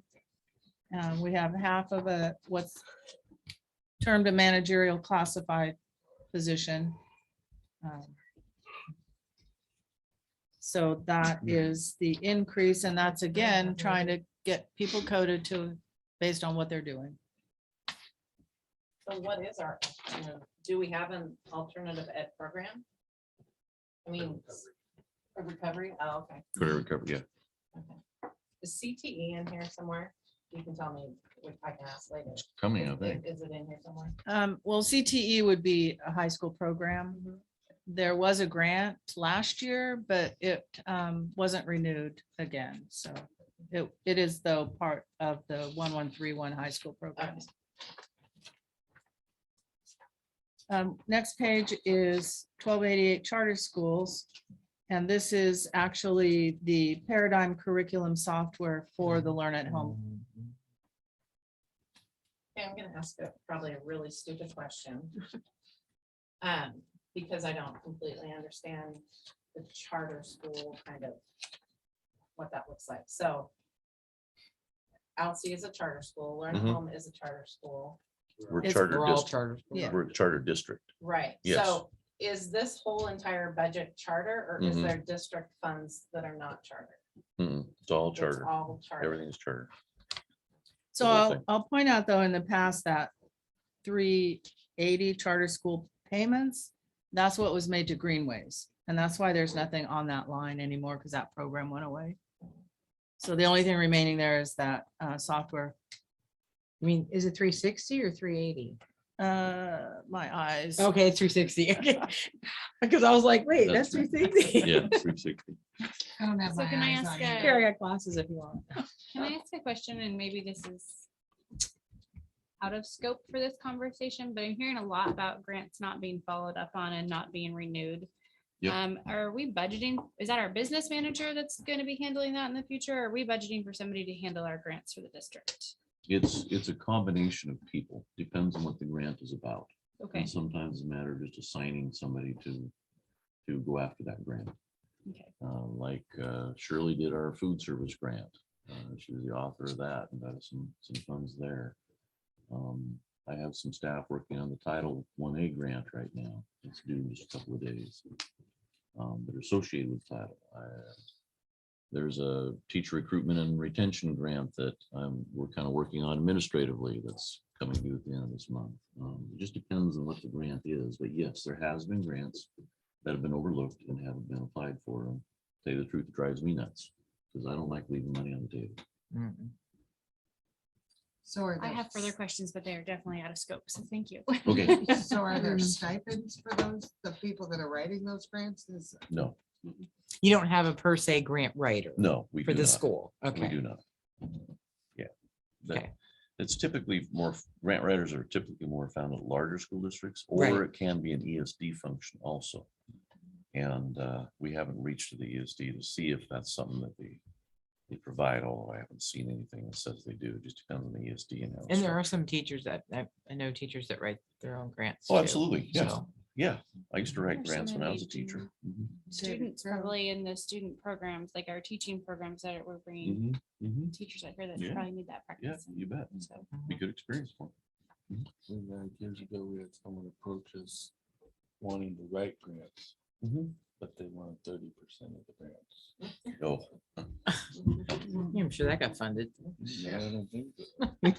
what you usually see in terms of stipends with grants is usually if you have a multi-million-dollar grant, that this person had not only authors it, but they have to manage it also. Do all the reporting. You do all the reporting. That's when you see the stipends attached to the grants, and those are built into the grant. With the ones that we're applying for, no. And sometimes it's not applying for the grant, it's finding the grant. Yeah. that's Because part of there's it too. there's a lot of, there's Yeah. people that have that knowledge of, Yes, of what is there and they know where to look Yes. and they know where to find Yeah. it. And then, yes. yeah. Like an Oregon Community Foundation grant, There that you would go. definitely reach to somebody who has expertise in that area. And oftentimes you can find a community member or somebody in county services or ESD or something like that, that has those connections and they've got that experience. We have one on the Booster Club. Oh, She's really? amazing. Yeah. Well, then you need to introduce me. I've been telling her that and That's we're who? gonna, Naomi Shepherd. we're gonna try and do that. She is very, very busy. She works actually for the Siletz tribe, Oh, okay. but she's really good. And Oh, she's yeah. got, I said, hey, you got a grant for windows for the school? And I she would gave me a love to couple. meet her. with- so- I'd love to meet her. Yeah. Yep. Okay, good. Thank you. There's also an Oregon grant group. I've subscribed to their emails. So almost every day I get a notice of I think grants. she does too, yeah. Yep. Most of the grants though are just awarded and continue year after year, all your title grants. But we do look for them, especially right now, we're looking for some more funding for our homeless program. As that increases, that person Mhm. is Yes. working with me to look for some more grants to help fund that. Yep. So do we have like an administrator or a certified person that's in charge of them in Benco? Yes. Okay. Yes, we do. What's their title? So it's a classified position, not a Classified. certified Is it position. family? Homeless liaison. Homeless Yeah. liaison? Okay. Yeah. Yeah, and she's really working well, with trying to work with other entities to find funds, and we're finding some funds for her. It's a pretty exciting program. Because we definitely have a need, Right. Well, and unfortunately. all the transportation is all reimbursable. As far as I can tell. Yes. I believe we are on page 42, 1291 English Language Learner Programs. Oh, now I have page numbers. I do too. Wow. I know, mine showed up too. She's also magic. Yeah, exactly. So we actually do have an ELL teacher. Not quite sure why those zeros were there, other than probably coded to something else, We maybe. did not have last You did not have one at all last year. Okay, that's why it's here now. year. We Thank hired you. this year. Through you, right? Yeah, Through, we hired. we hired through Learn at Home Oregon for that one, Yeah, right? but it's- But yes, but So for everybody. All right, next page is 2113 Social Work Services. And that's part of some of the funding for non-instructional. The staff themselves are now funded through the SIA grant in the 200s. So this is some other professional services. Proposing contracting for a social worker. That's the $54,000 that you see in addition there. We don't have a contract for one at this point in time, but that's one of the things the superintendent is working on. So that wouldn't happen through LBL, ESD? Possibly. I noticed that a lot of them say LBL Mhm. for contracted services, but this didn't say in particular, so I'm just curious about that. It Well, could be a contract with them. There's a could couple be. of different pots at the Mhm. ESD. There are what's known as resolution services. Mhm. And then we can also contract for additional services. Mhm. Yep. 2114 student accounting. This is coding people to where they should be. These are your registrars and the people that actually report the student numbers to the state. So these are not new positions. It's just coding them to the proper place. 2120 guidance services. This is a new proposal to actually find a guidance counselor to hire. Yep, currently advertising for A it. guidance counselor? You got certified school guidance counselor. Somebody that is working with the social emotional aspect of kids on a preventative realm rather than reactionary, as well as guiding them in their curriculum and their coursework and their schedules and transition to colleges or transition to social services if they need like a psychologist or a specialist. So this is K-12. K-12. Yeah. And I know that transition is one of the things that we've been talking about too, as far as I know, they have advisory and they have each year goes by, but, and especially looking forward to the CTE part, but actually somebody that, I mean, I don't come from a small school, neither does my kids, but guidance counselor was amazingly, and I mean, they do great things and you have a kid, like they can go talk to Eric and go talk to people, but somebody that's designed for that, they wear a lot of hats. So somebody that has that, you know what I mean, that background, I think is really, really important for kids because they need to be able to find out what they want and if they have issues. It's a key piece, and I saw it immediately when I got here. Eric, you want to speak to that a little bit? Because you're kind of the same mindset there. Critical part, it's good absence. don't so much, but I'm not a trained professional counselor. I can help with the guidance piece as far as the academics, but it's a lot more of a social emotional need. I'm not trained to do, and I'll do my best, but significant drop from what we should be trying for. Our kids. Pretty important. Pretty important. Yep. See that as a Crucial sometimes position. we have to solve that for. Mhm. Yeah. Especially the complexities that kids have nowadays. Oh, You know, a lot. it's a very complex world for them. Okay, next is 2142 Psychological Services. And that is contracted through LBL ESD. So we haven't had this in the past? This is what this looks like. Well, I can't speak to the past necessarily, other than when I showed up, the relationship between the ESD and the district was All broke. right, yeah. So I've reestablished that. I don't know how far back this kind of support has gone, because we definitely need it for, some of our kids. Tim, I think. Yeah, I see it's on here that it's listed as LBL, but I think we also are contracted through.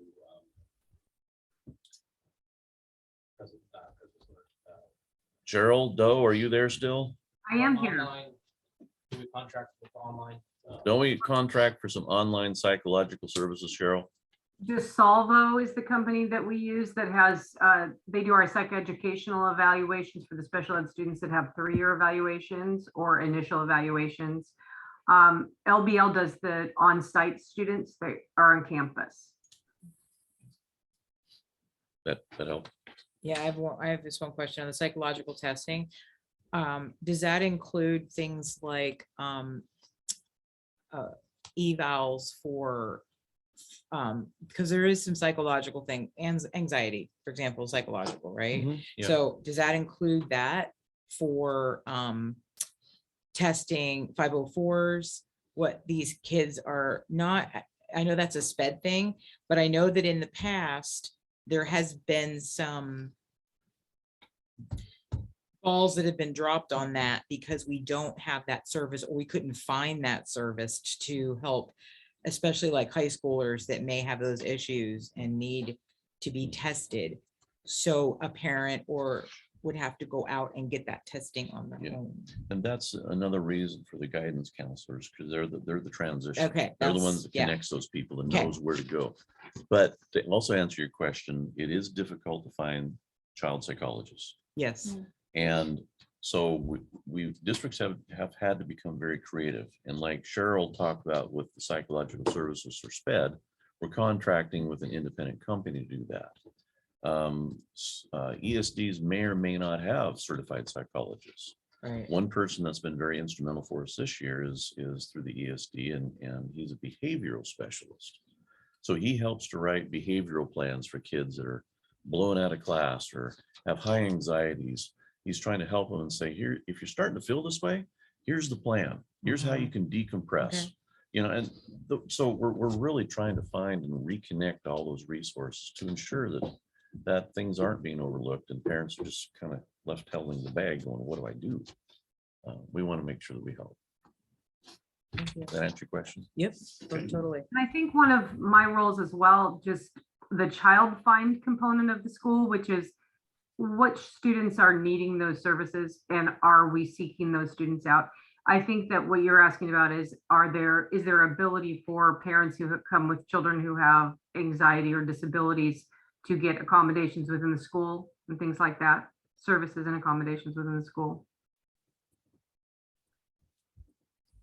Are you asking me that? Is that kind of what you were looking for? But also, I'm trying not to, when I said drop the ball, I didn't necessarily mean by anybody that's here. What I'm saying is there were things that I've known from several kids that they had issues and had to go outside of the school to get those issues resolved because they kept getting bumped down the road, so to speak. And yes, I do agree with that, what you just said, but also just to make sure Because if you have a kid that needs this testing to find something out, to see what they have to get in class, they can't wait 6 months for that. That has to be done in a timely manner, so that child can go and get the resources they need to learn, because they're only here for 4 years in high school. So Yeah, I think- that's what I'm talking about. Yes. Sure, I think we've closed the gap on that a lot. I don't think you'll probably hear that anymore. And that's what she's talking about. That's part of the child find part. Okay. And so that's also we get a multi-tiered. Yeah. Situation. So basically you have this team that will help reflect the student, say, hey, this student. Okay. Try this, now we think they're might need more SPED, and then child find kicks in, and then they come for testing. Okay. It goes through. But it doesn't just instantly. Right. Like it needs us to. Right. Thank you. Mhm. Okay, next page is speech pathology and audiology services. So this is something that has been there in the past, again, contracted through the ESD. It's moved from object 310 down to 389 because object 310 by definition is instructional services. These are not instructional services, so it's coded to other non-instructional. It's just moving it to the correct place.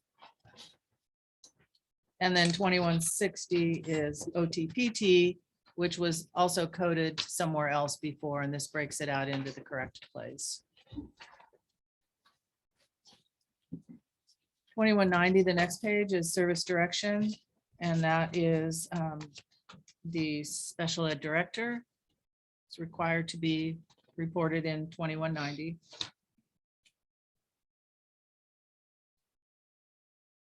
So that's the administrator that you see there.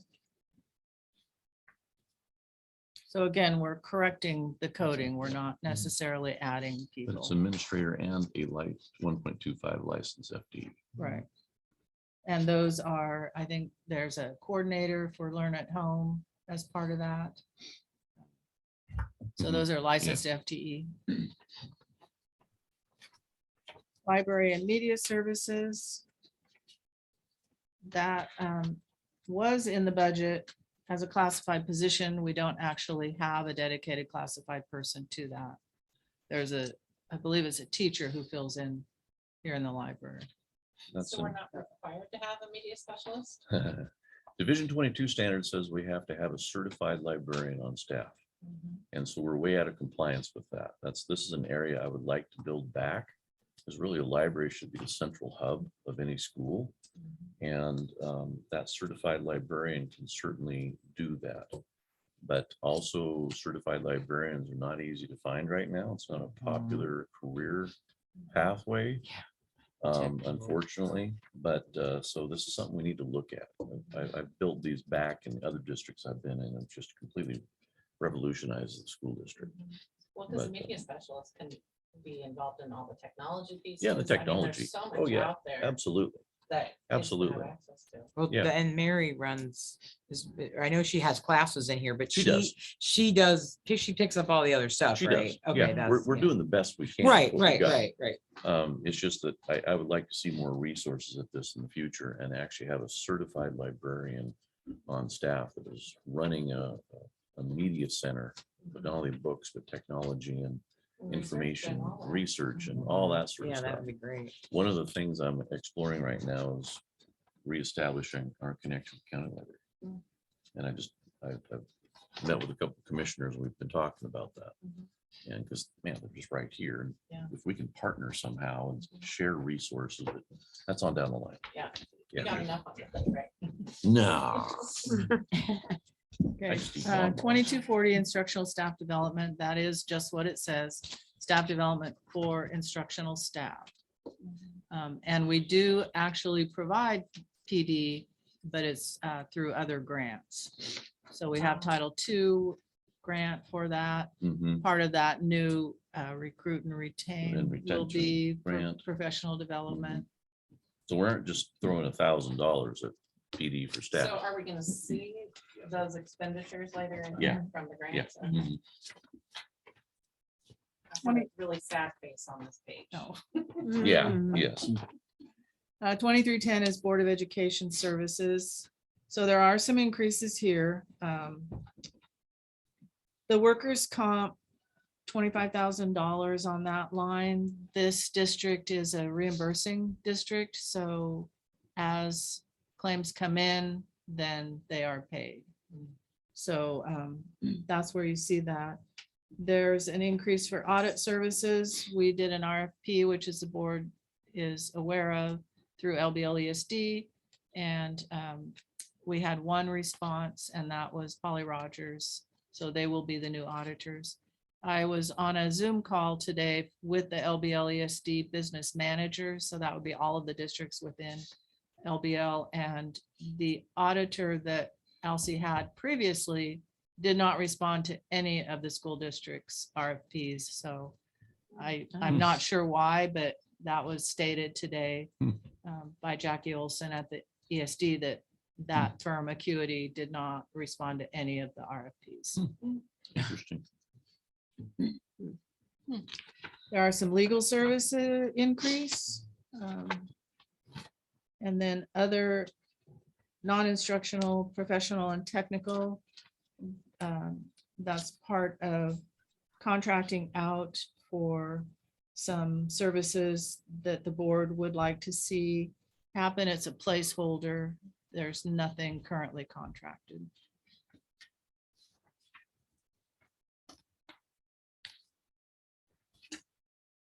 Office of Superintendent.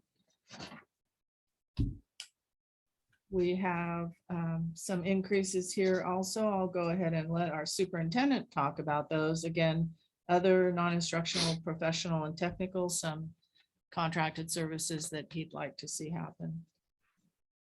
Guess I'm not seeing what you're pointing at. $27,000. Down here, 389. So we had 389. things like the HR reset. Oh, yes, yes. We have OSBA coming in to, excuse me, COSA coming in to do an HR reset project. We're bringing in some HR specialists for that. Because like I mentioned earlier, we've got a lot of things that are out of compliance in HR, and we've got to get them back into compliance. That's a huge liability area for us. We also have OSBA bringing in a team to redo our charter. They have a charter specialist team. That's going to cost a few thousand. We have OSBA coming in with a team of professionals to redo our policies. And that's going to be a little bit longer, more extensive project, but they've got a whole policy development. And that would be department. part of that actually coded to the board on the previous page under Okay. their non-instructional Okay. services. Yeah. So we're reaching to a lot of entities to help us reset things, which is a good thing, a real good thing. Okay, page 66, Office of Principal. Here's the change that we talked about in adding $200,000 to the advertising for Learn at Home. So I have some revised pages to reflect that also. The description page, and then the detailed page that goes next.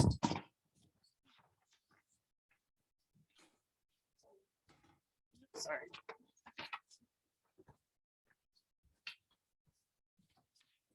That's the only change from the original.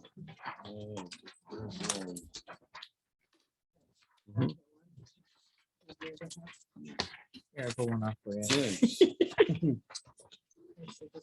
So on this, I would note, for instance, those classified salaries that went down. You saw the 2 FTE that was included. I mentioned registrars. So those shifted over to that function where they should be.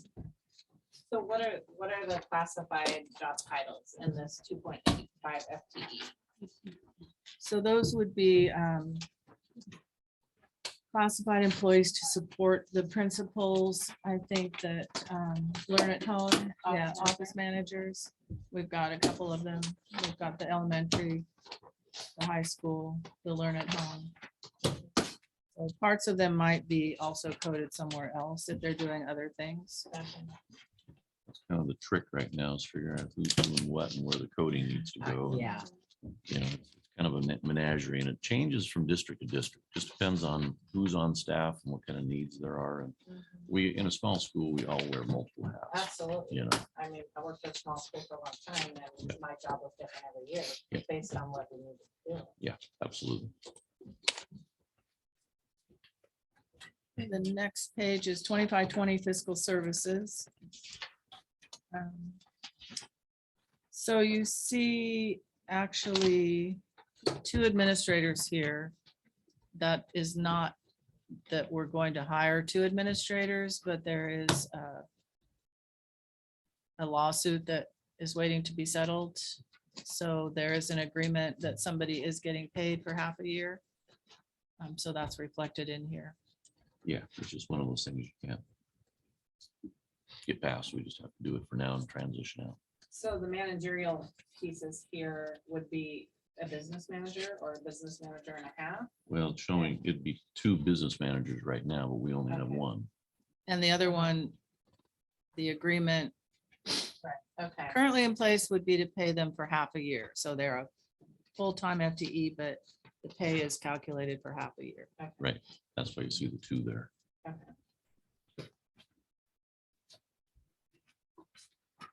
There's also a change in the object that's being used. So to better follow that chart of accounts, business managers in statute are to be considered administrators. Mhm. So then that's you, right? Well, I now. work, yeah, for now. I have a contract through the end of June. And the position is being advertised. Yes. Okay.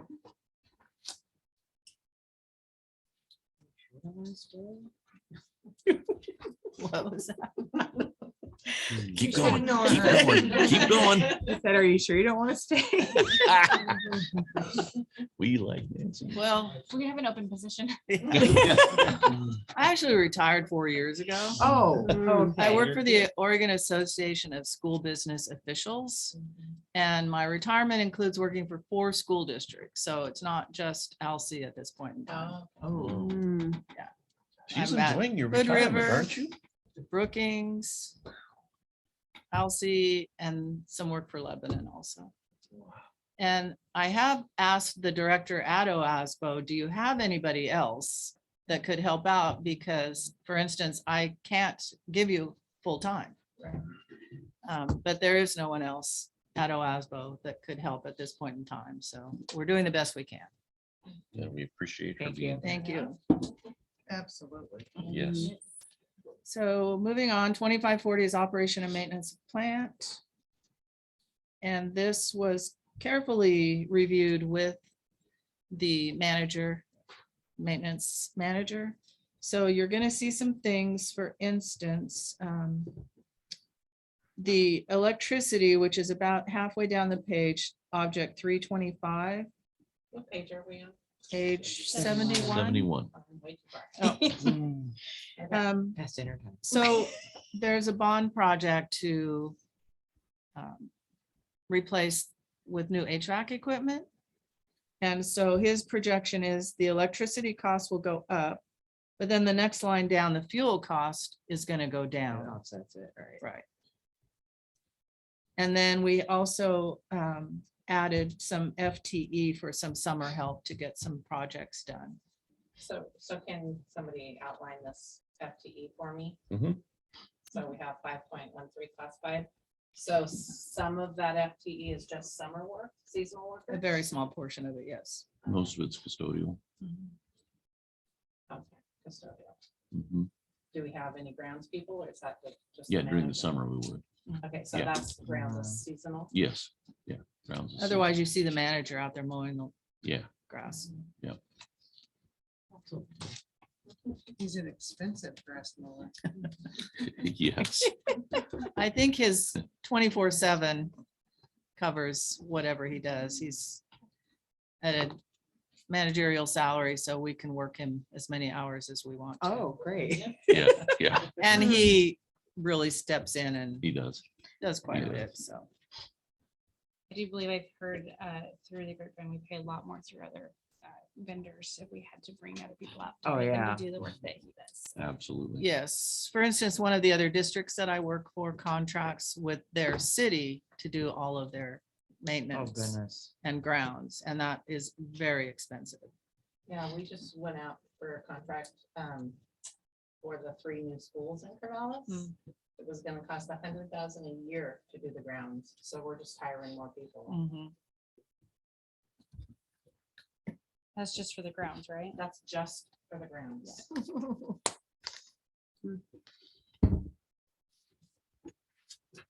Next page is maintenance, that's historical. We report to the state as 2540. And so 2544 is where they've coded some things in the past, but that's not a requirement. It's one of those situations where it'll just fall off over the years. Yes, exactly. Mhm. 2 more years of actuals and then that will go away.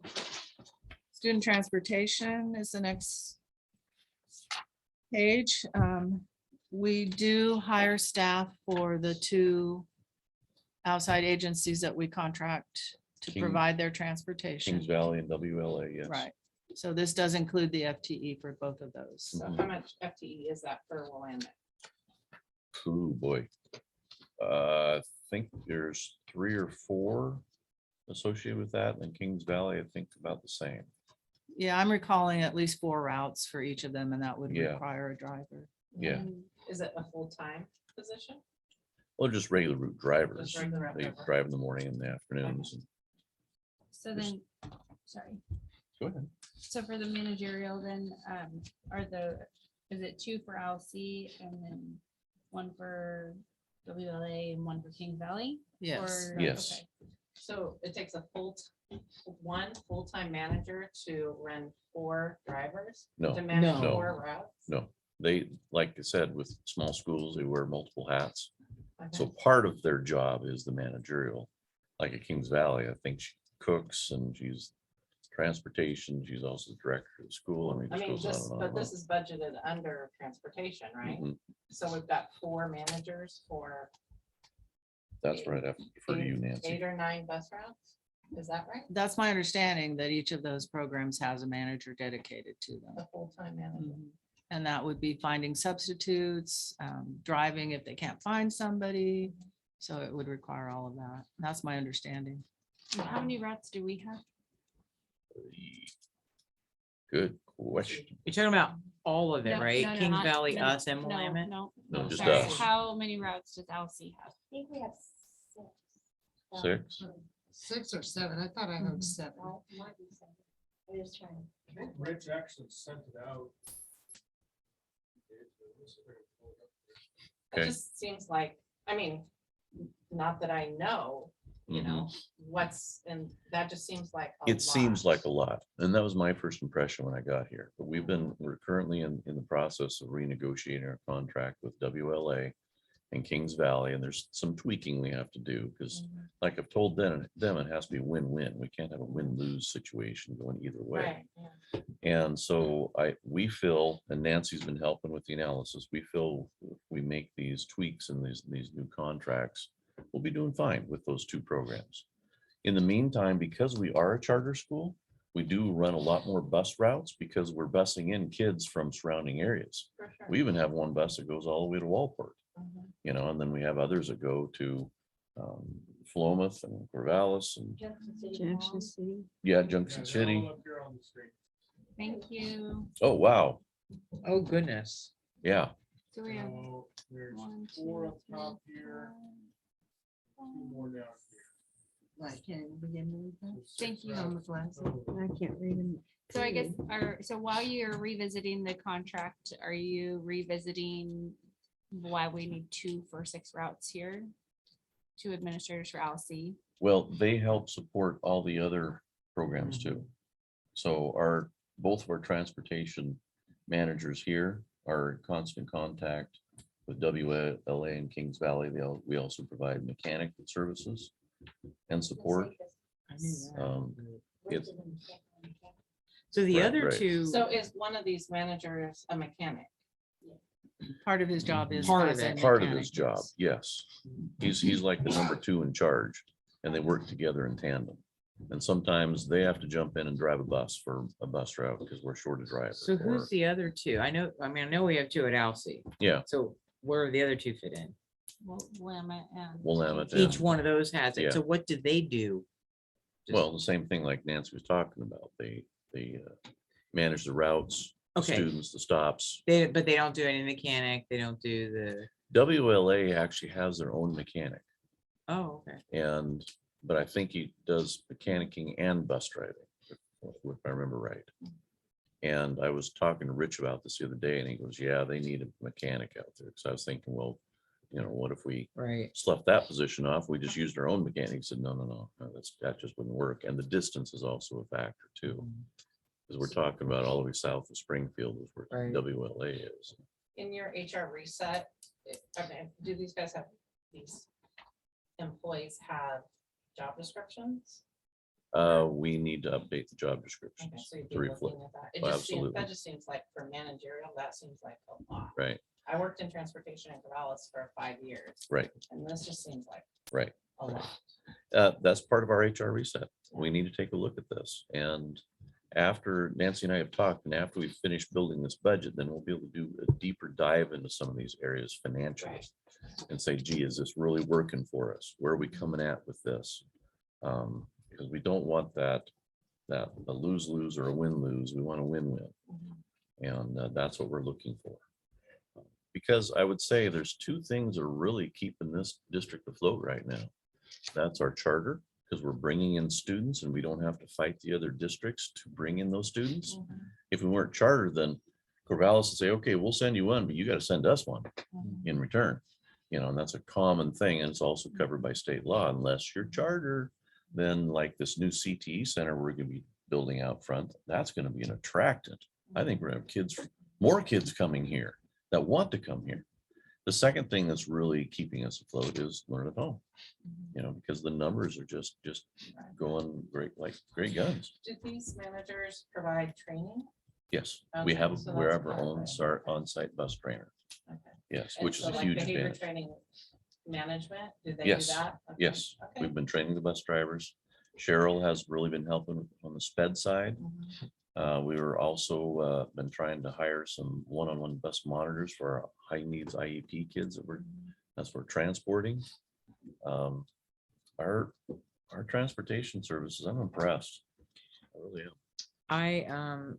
I thought the same line that you did, that seemed really high for the 4 managers. And I don't know that much about it, but the only thing I will say is the last year and a half, 2 years, I would not want their jobs finding bus drivers. It's been horrible, horrible. I mean, yeah, we tried some and they didn't work, and they tried other ones, and the bus driver's right by your house. Oh, I was supposed to pick you up over there. Sorry. So I'm just saying it's very, very difficult even to get somebody to put their bottom in the seat. Yes. So I got to give them kudos for Yeah. all that. And I would completely agree with that. And because, I came here and we seem to be covering our drivers okay. We're running all these routes. That's impressive to me. But at the same time, we have other districts. I do believe it's the Kenzie School District that has shut down recently because they didn't have enough drivers. A couple of times this year. It's a real problem. We all know about the labor shortage and it's pervasive across the state.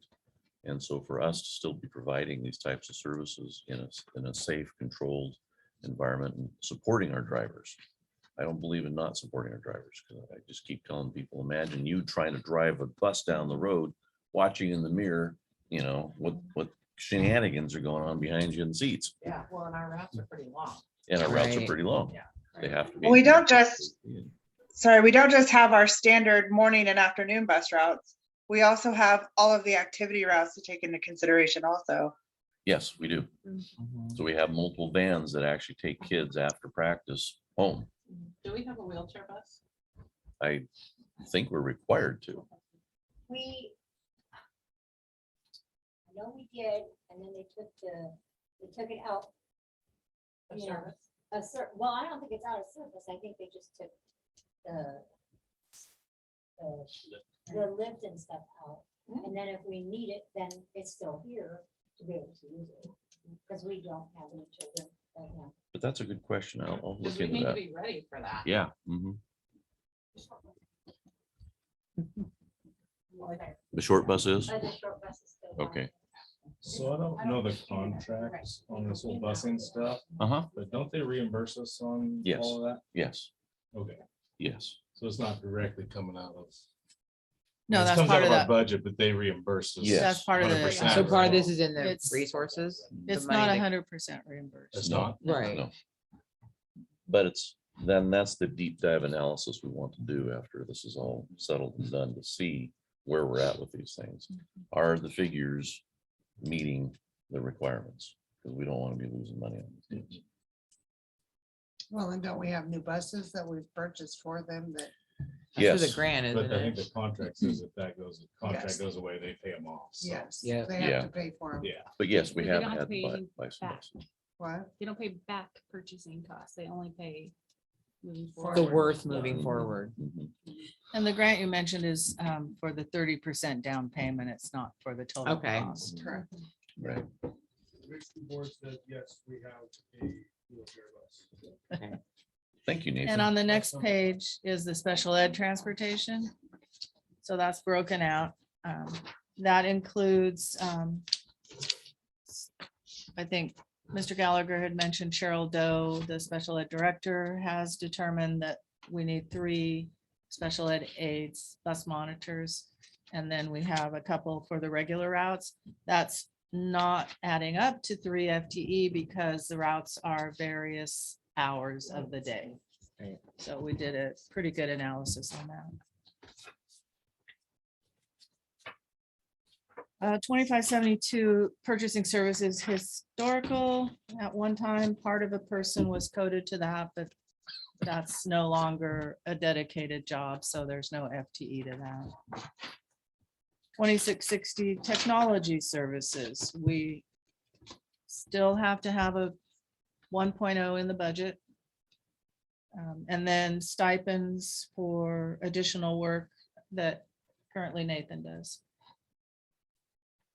So we don't have a managerial for technology? We don't have somebody, or is that the Well, principal's job? That's Nathan. Nathan teaches part-time for us. We're not big enough to need a full-time. Right, not a So, full-time necessarily. but- part-time, tech part-time. And then we use the specialists at the ESD. We really lean on them. Okay. Yeah. What is it, is there devices for staff and students in this budget? Nathan? So, yeah, I'll let Nathan speak to that because there is a grant. Yeah, Oh. so, our major expense, over the last couple of years, with COVID, with distance learning, things like that, has been Chromebooks, for our online programs.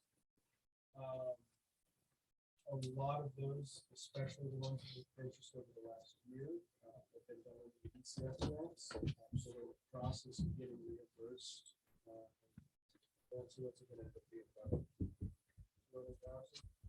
Well, we had, so the ECF he's talking about is the Emergency Connectivity Fund, and that's a new program through the feds. So the first round of applications was around 180,000 for Chromebooks, and then the recurring monthly charge for hotspots. So that total funding actually equaled just over 400,000. So Nathan did an excellent job in just billing for the 180,000 in Chromebooks. Getting those reimbursements filed with ECF. As far as other equipment expenses, laptops for teachers, Mhm. cameras, our Wi-Fi system in the building here is in desperate need of expansion. Devices pretty much in every classroom at this point for ratio of students. When our Wi-Fi system was put into place, number one, it was not done correctly. This was probably 2 years ago or so.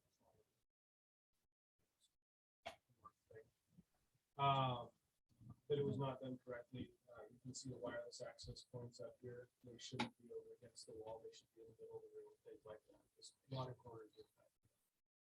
So we're working with the ESD on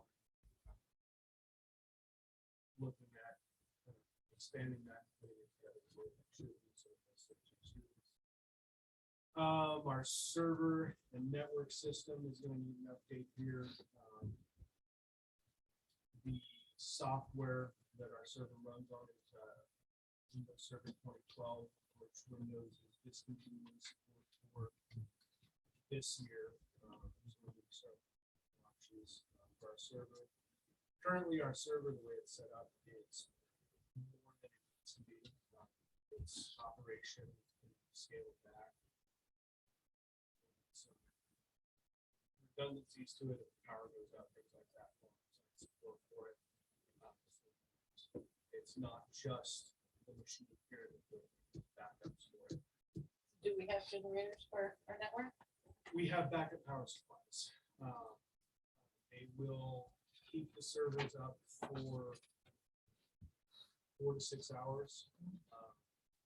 And if the server loses power, it's not a big deal. It just means that it's not usable here in the building.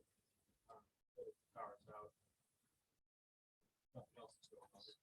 Well, unless it's budget time or something, Well, and you're trying to put together something. So some of our services have been, or some of our infrastructure has been neglected over the past several years.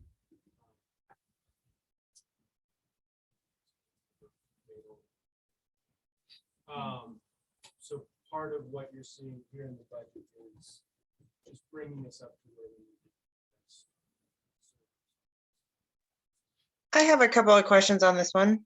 Yeah. We're keeping this one FTE, but Nathan is currently on a stipend. Why do we have to keep the one FTE?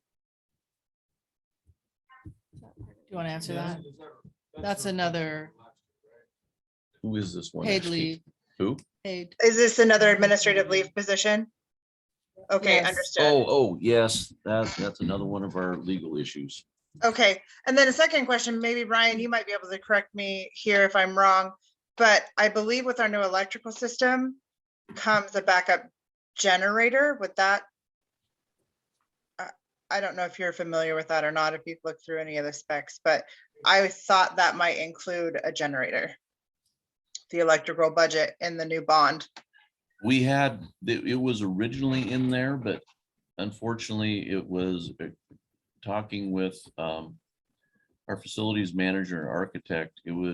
What we would need to power this entire facility would cost another $2 million. Yikes. Just don't have that capacity in the bond. So I Gotcha. think we're kind of left with, these backup power devices for the network, just to try and keep things going and communications open the best we can for now. But to power the whole facility would be quite the endeavor. And Okay. basically the purpose of those backup power supplies is so that the servers aren't necessarily being hit with a hard shut off. Okay. Things like that. Okay, yeah. Part of what we will be shifting to with our new system is some better options for backing things up. The way that we have it set up now, or the way that it was set up, is not the ideal way to back up our servers. It backs up all the information, but it doesn't back up the server settings and things like that. So we're going to be working with ESC to find a better solution for that. Thank you. So just really quick, Nathan, with the UPSs, those power supplies, do you build into your calculations the end of life replacement of those? Or at least the Yeah, that would fall under the equipment. Most of them we've replaced in the last 2 to 3 years. So they should still have it. Okay. And then we're also looking at, we just opened up an underground CF funding. What we want to use that for is laptops for staff. Past, I've got refurbished laptops for staff because the cost is down. We've done pretty well with those. We've had some pretty good luck, but it's always a bit of a roll of the dice with refurbs.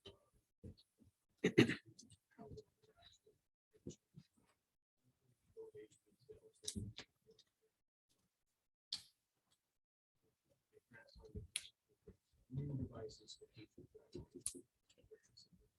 I think there's a grant for that. That we, funding request for that got put in last week.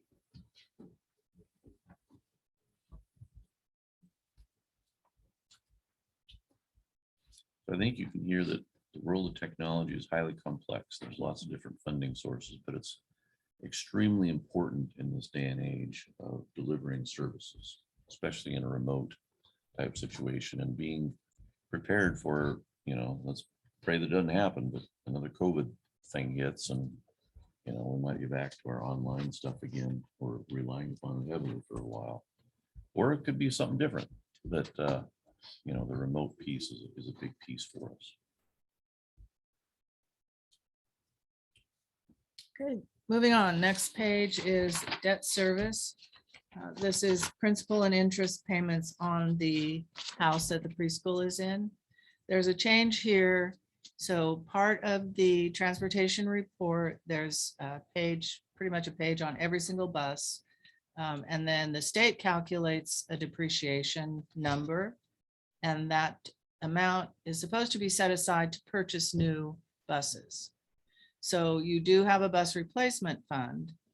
So you're going to see on probably pretty close to the next page, transfers of funds. So there's a higher amount now going to the bus replacement fund because that's going to build up enough and help pay for those new buses as they come online. So this is just the principal and interest on that building that houses the preschool. So it's a pretty significant difference Mhm. between the years past. What was the methodology in the lower calculations versus the methodology in calculating the 210,000 on 792? We were allocating 5,000 a year. Now we're gonna allocate. Oh, you're on transfers. Sorry. Yes, that's Oh. because, Sorry. that's because that is that close to the depreciation that's calculated, that's dedicated to purchasing new buses. So that transfer now goes to the bus replacement fund, which is a 200 fund. And then the new buses are purchased from that fund. Okay. So these are transfers out of the general fund into other funds, and you have 3 of them. The other transfers is into the nutrition services fund, the bus replacement fund, and then the capital projects is a working fund in a 400. So we're transferring out of the general fund into those other funds. So nutrition services, is that what you said? Yes.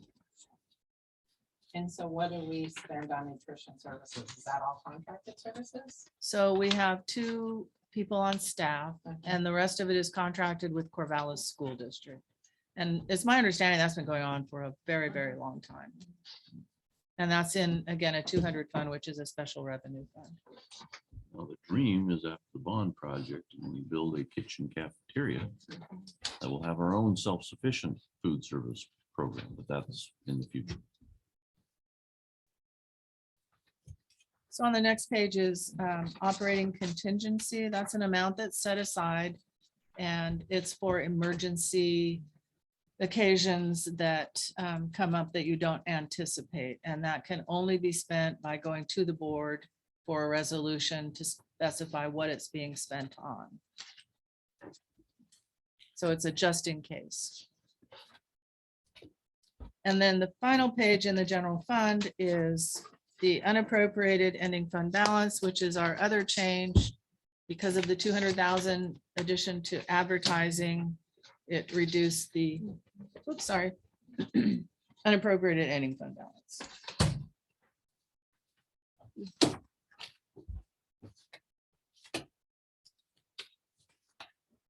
And then on the flip side of that is just the total for the general fund, which did not change. And we have a balanced budget for the general fund.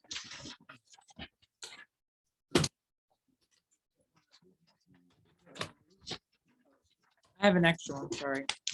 Okay. Everybody wanted got what they two. needed. Pass that back around. There you go. So moving right along. The next section with the plastic tab is your special revenue funds.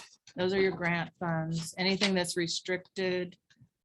It's state and federal money, it's the nutrition services fund, it's the bus replacement fund. Any of those funds that are restricted for a specific purpose. COVID relief fund, high school success measure 98. I mean, we're just throwing all that stuff into one revenue fund here. Correct. And that's as per, again, the chart of accounts. So the major grant programs in here I have listed on the page that has the tab on it. Your ESSER, that's the elementary and secondary relief funds. Title 1A serves underserved students based on, these are not handicapped students, that's based on the poverty, so they're disadvantaged youth. Title 2A, we talked about a little bit, professional development. IDEA, Individuals with Disabilities in Education Act. The Student Investment Account, which was new with the state a couple of years ago, and then High School Success, which was Measure 98, also new a couple of years ago.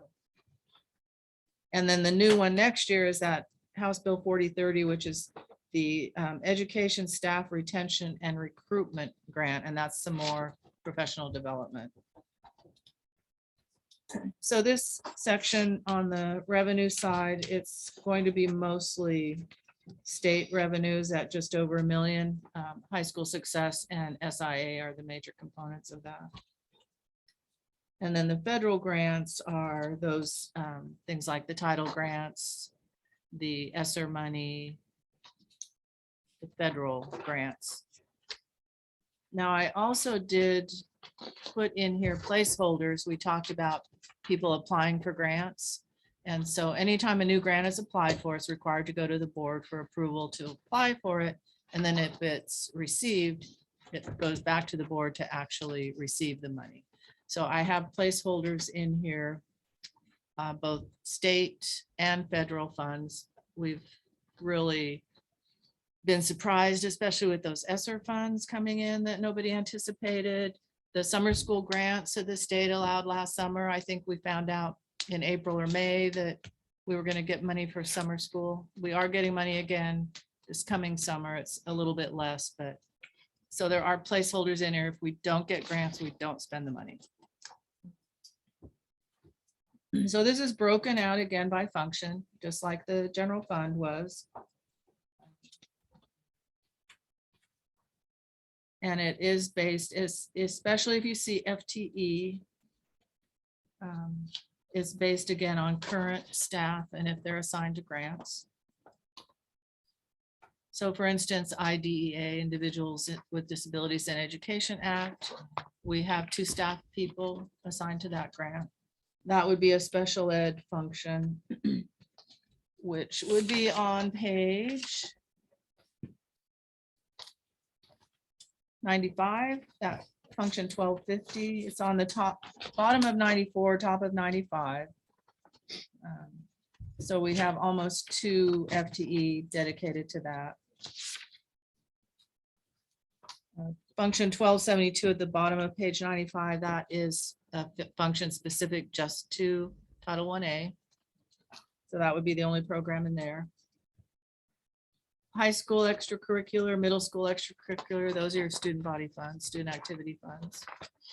Those are just based on best guess on what was spent and collected historically. On page 96, you'll see an amount for summer school programs. Again, that's new funding from the state.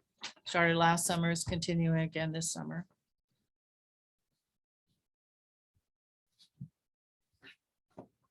Let's see, we've got on page 98, 60,000 set aside for professional development, instructional staff development. We talked about that being grant funded. With the new retention, educational staff retention grant, part of that will go to professional development.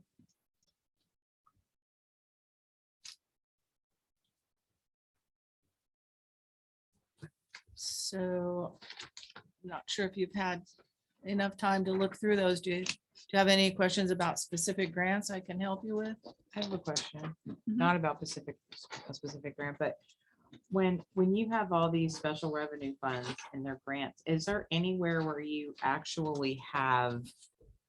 Because each grant is its own fund, Yes. right? So correct. do you have it like, this is the ABC grant, this is the Jones grant, is that separated somewhere? Yes, it is. Okay, So I can provide you with that list. I actually, I was just curious, Yeah. yeah, okay. So Okay. do you have a chart of accounts specific to Alsea School District that has all the areas and sub areas? yes, when we actually code things, you do include the area and sub area. The sub area, like 612, Tim talked about for Learn at Home. So yes, when we code things, we definitely do break it out that much further. There's a cost center for the school itself, whether it's elementary school, high school. So yes, we do break that out.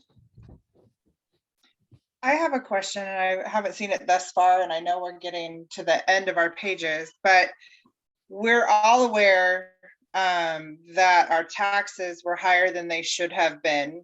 So the school received more money for the bond than necessary. How is that reflected in our budget for the shortfall? I'm assuming that's how they're going to correct it, is just reduce the amount they charge us this next time. Where is that reflected in here? So if we're ready to move on from grants, that is the next tab section. Oh, okay. Just looking at. Yeah. Just gonna say, 1 second too soon. So the revenues, current year taxes, that's what is projected to actually be collected. That is not what would be certified to the assessor, because you have to factor in a certain percentage is not collected. So Benton County collects really well. So far historically, Alsea's been over 90% that we've collected, so it's doing really well also. So again, that's projected to be collected. That's not what will be certified, but you can see that there's quite a drop there, and that will impact people's rate per thousand. I understand that with the bond, there was a promise of an exact rate, and that just cannot ever happen because you don't know what the rate is going to be until you certify to the assessor, I need X dollars. That goes to the assessor July 15th after the budget is adopted. The assessor then takes that amount and actually calculates it across every single individual piece of property. So when you do a bond, you cannot ever promise an exact rate. Now, I do know that this rate, what was certified, was higher than necessary to make the interest and principal payments, which is again why you see a reduction in this section. So what is proposed to be certified to the assessor is actually $90,000 as opposed to the amount that was certified last year. So that takes into account a small amount of beginning fund balance left over from this year. Now, that being said, we're trying to get it back down to what's necessary for principal and interest. The debt schedule actually has that increasing every year. And part of that is how it was structured. I wasn't a part of that process, but the company that did that funding structured it so that they go up slightly every year. So you might have 90,000 this year and 98,000 next year and 110,000 the following year. And part of that is typically, and again, I don't know, I wasn't here, but typically, so legally, your assessed value can increase by up to 3% a year. So they're going to do a calculation. They're going to look historically, what has this area increased each year, and that's why you might see an increase in the principal and interest debt schedule, if that makes sense to you. I have a question. Yes. So when the bond first came out, right? We get the ballot in the mail. The ballot says on it, I understand fluctuation in the 3%, but the balance said, I don't remember exactly what it was. Let's just say it says $1 per thousand, right? That's what it says. So how much fluctuation, like if there was like 26 cents that we were charged extra. So let's say we paid $1.27 instead of $1, right? Shouldn't that 27 cents be deducted from the dollar? So when I understand you got the 120 and the 92, but how much is it fluctuate? I mean, if you, I understand what you're saying, kind of, but if you vote on something, there should be a range of, I mean, And that's Is why that- those should always say approximately. okay, You'd never know that rate until after the Okay. fact, when it goes to the assessor and it's distributed against each individual property. Have those increased by 3%, which is allowed? I don't know. But So whoever the did research that, I did through the assessors, they were still in their realm of percentage going over. oh, So okay. legally, they could do that. Oh, I didn't know that. That's what the assessors said. Okay, So they were still in that legal realm of how much they Okay. could go up, but we were told $1. So yeah, and that's that's where it unfortunate. come from. so when the measure was written, it was written incorrectly.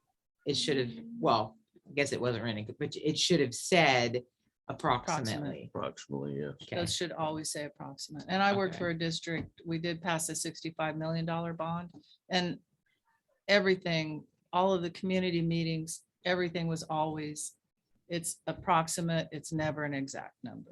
Okay. Okay, So so it's I know we're, unfortunate that that's how it went, but next year, taking all of this into account, that rate should definitely go down. Okay. as I'm sure you're aware, and I know all my fellow community members are aware that this is an incredibly hot topic in our community. What kind of information is going to be going out to explain this to people?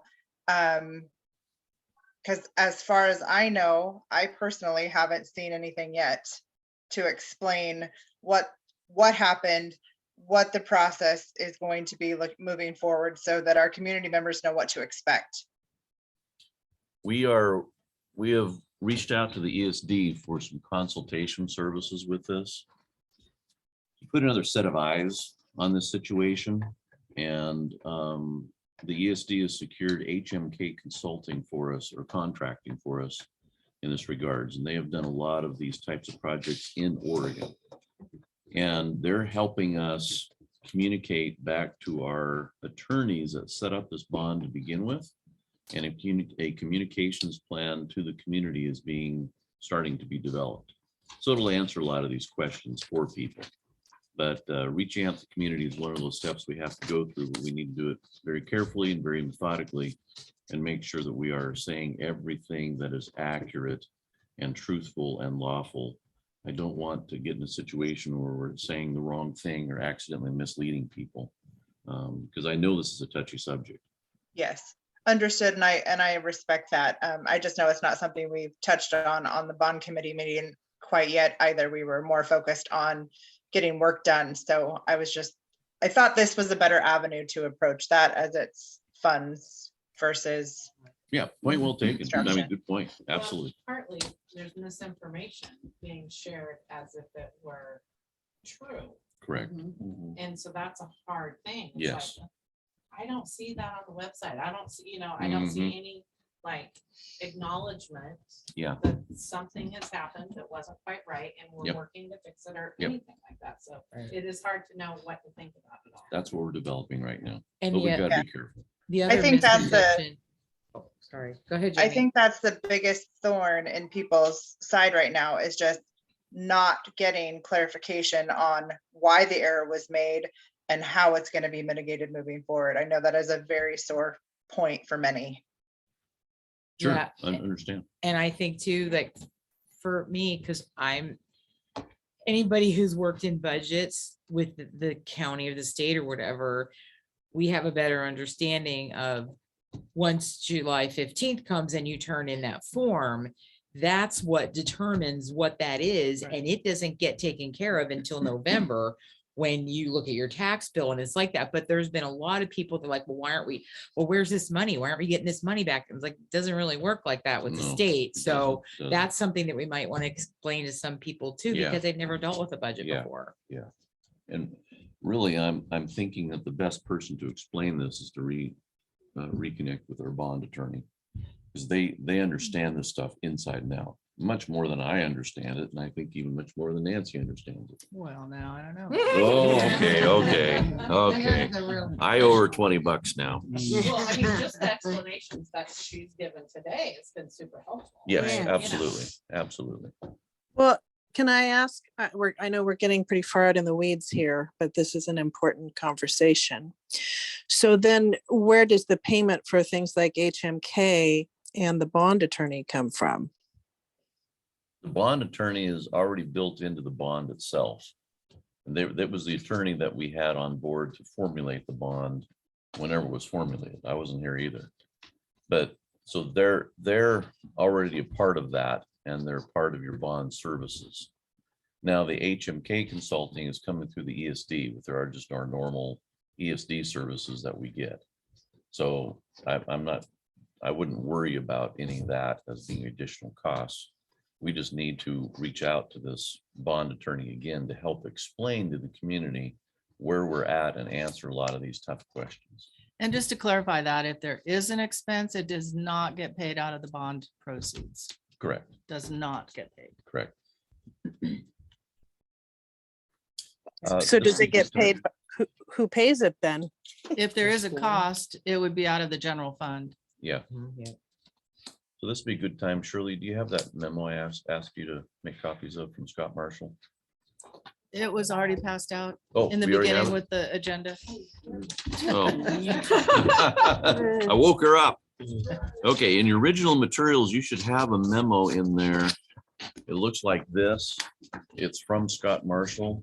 The district admin team got together and said, okay, here's our laundry list of what we promised the voters, but you know what? We only have enough funding to support a portion of that. So we sent a prioritized list to Scott and said, here's what we're thinking. What is your perspective from the engineer standpoint? Because we know it's like a domino effect for them.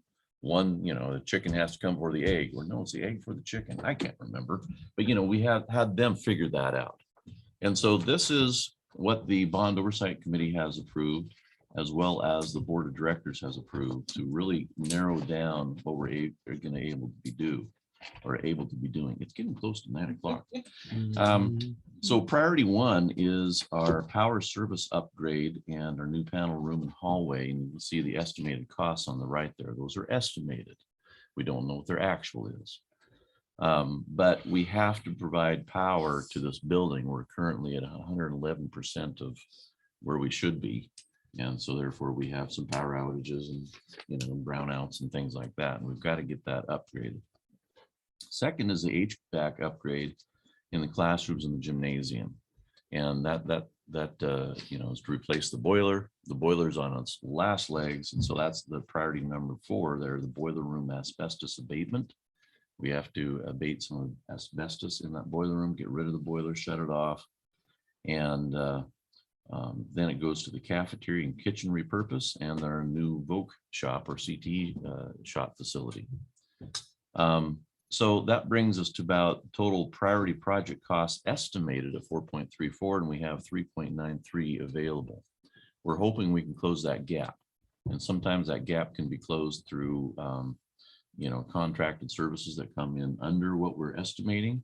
And, or maybe there's some district funds we could be throwing at it, or So I there was could be gonna ask additional you. grants. For general fund. Yeah, we need to figure out something to close that gap, because we would really like to get all that done. One great example is our ESSER funds. We talked about ESSER as part of one of our special grants. There are some ESSER funds that can go to ventilation upgrades for air, because with COVID and illnesses and flus and colds, and if we have more air that's of a better quality, it'll help to reduce the illnesses. And so I'm not going to throw a figure out at this point, but it's going to be in the hundreds of thousands that we're going to be able to transfer from ESSER into this. So that'll help to offset some of those costs. That closes that gap a little bit. We're going to be looking for creative ways to do that. Now, the alternate projects, which we just can't seem to fit in, is the metal building toilet repurpose, the select window replacement, the new classroom building, and the old kitchen into the classroom. And that would be an additional 1.45 million. Keep in mind, we are very fortunate to have the state matching grant. If we didn't have that state matching grant, we wouldn't even be able to get close to a quarter of this stuff done. And so we're very fortunate to have those dollars available. A lot of people have asked about, well, if you're going to replace the HVAC, what about the windows? Well, windows can be replaced on a gradual basis. Sometimes you can find grants for windows and things of that nature. And that's something that we can do. Replacing all the HVAC in all the classrooms is something you've got to hire a contractor for, you know, and move in that direction. And, you know, things like the new classroom building, 1.2 mil, that may just have to wait for another rainy day. You never know what may come around the corner and what the needs of the district are.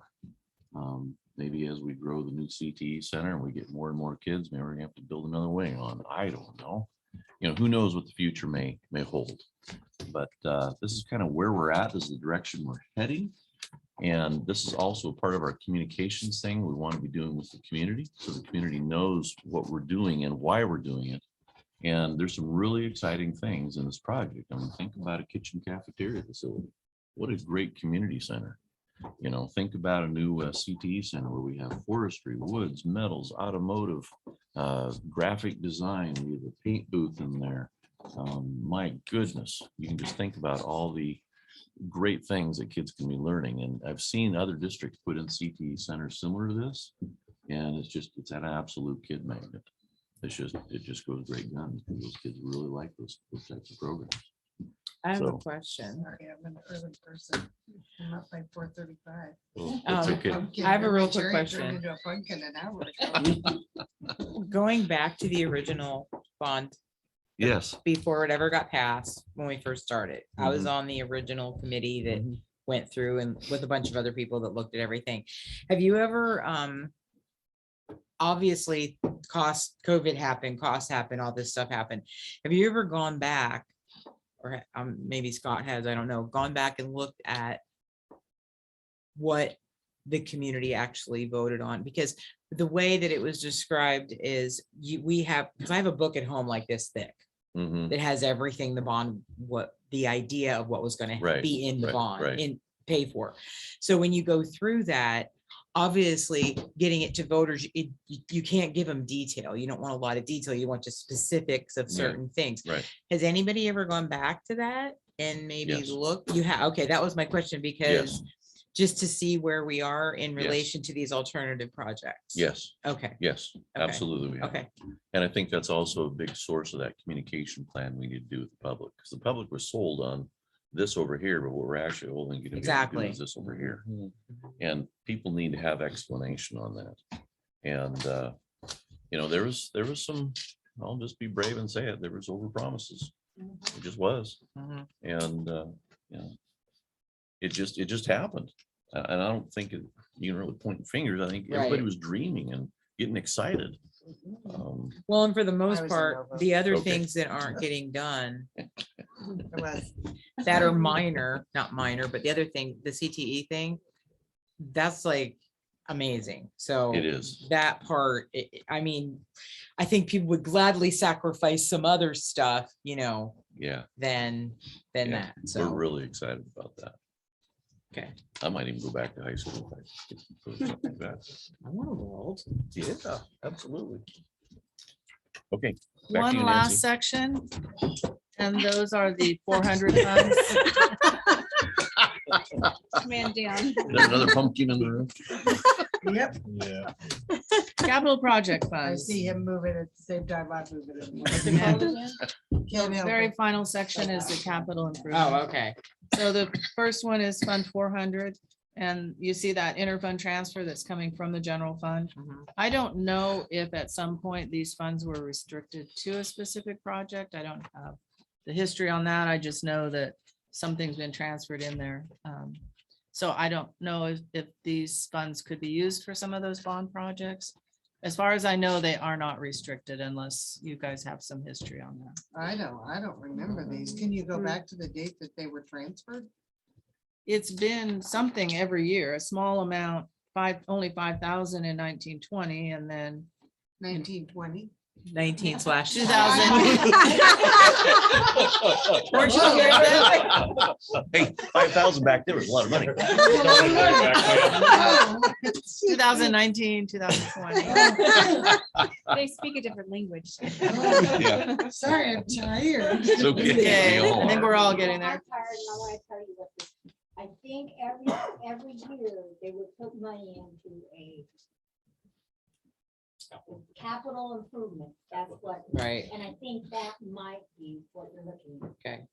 They I mean, used to because I put know money- when I'm doing my books and I've done something, I go back to the original when I posted it. Yeah. And I always write myself little notes in that original post. So then I'm like, oh, yeah, because I So- can't remember They nothing. put money into this capital fund so that if the broiler took, total dump, then we would have something to help replace it. That was the thinking Mhm. that they were doing. So this money could potentially be used for windows Yeah, or Sounds like something it. like that. yeah, or to close that gap of. I was the gonna say, priority. you I'd don't rather- have to worry more about. I'd closing the rather gap. close that. Well, gap. okay, I Yeah. forgot about that. Okay, Yeah. yeah, I think okay, so, We've too. got one bid in and it's 250 over. So. yeah. Yeah, Oh, but wow. yes, that could be allocated. So on the next page is just an estimate. Is some of it going to be spent? Some of it going to be carried over? So again, estimates, this isn't necessarily what's going to happen. But if you do want to spend that, we need to move some of that out of unappropriated ending fund balance. Because being unappropriated means you can't spend it. And is it, For that sorry, year. is it for the year or do you have to do I can't think of the word. Supplemental. Thank you. You still supplemental. can't spend your unappropriated ending fund balance even with a supplemental budget. And So this is the time right now to move that and so- into being spent as opposed to being saved. So okay, so that worries me, but this might be a historical fear more than a today fear. It worries me to move money without tagging it for what it's for really, and just putting it somewhere for fun. And I don't like that idea. Well, it would still be 'Cause in we're not this, having fun here. it would still be in the capital project fund, but you would decide what it's going to be Right, you spent. allocate it for the capital. I'm just So we saying, could if say you're gonna future spend bond it, use. Yeah. yes, Yeah. Yeah, if you are going to spend it, we need to move that's a good it out idea. of unappropriated ending fund balance. If you I would like to make a motion. Wait. Short note. We're in discussion. Wait, Tim's talking. If you just put it into capital projects, then you're not tied into prevailing wages and stuff. Unless you are wanting to do it. If you say, hey, we just want to do a $50,000 sidewalk, then you're doing a capital. But I think that's what she was afraid of. I'm terrified this- of that. I'm this terrified whole of the capital. historical spending of everybody that we don't. The Don't do board that. gets to decide anything over $5,000, I thought. They No, that's not. That's always been the rule. That's our policy. Yeah, that's always been. So the I've checked into that.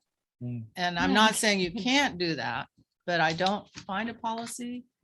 And ORS for purchasing just states that anything over 10,000 requires 3 quotes.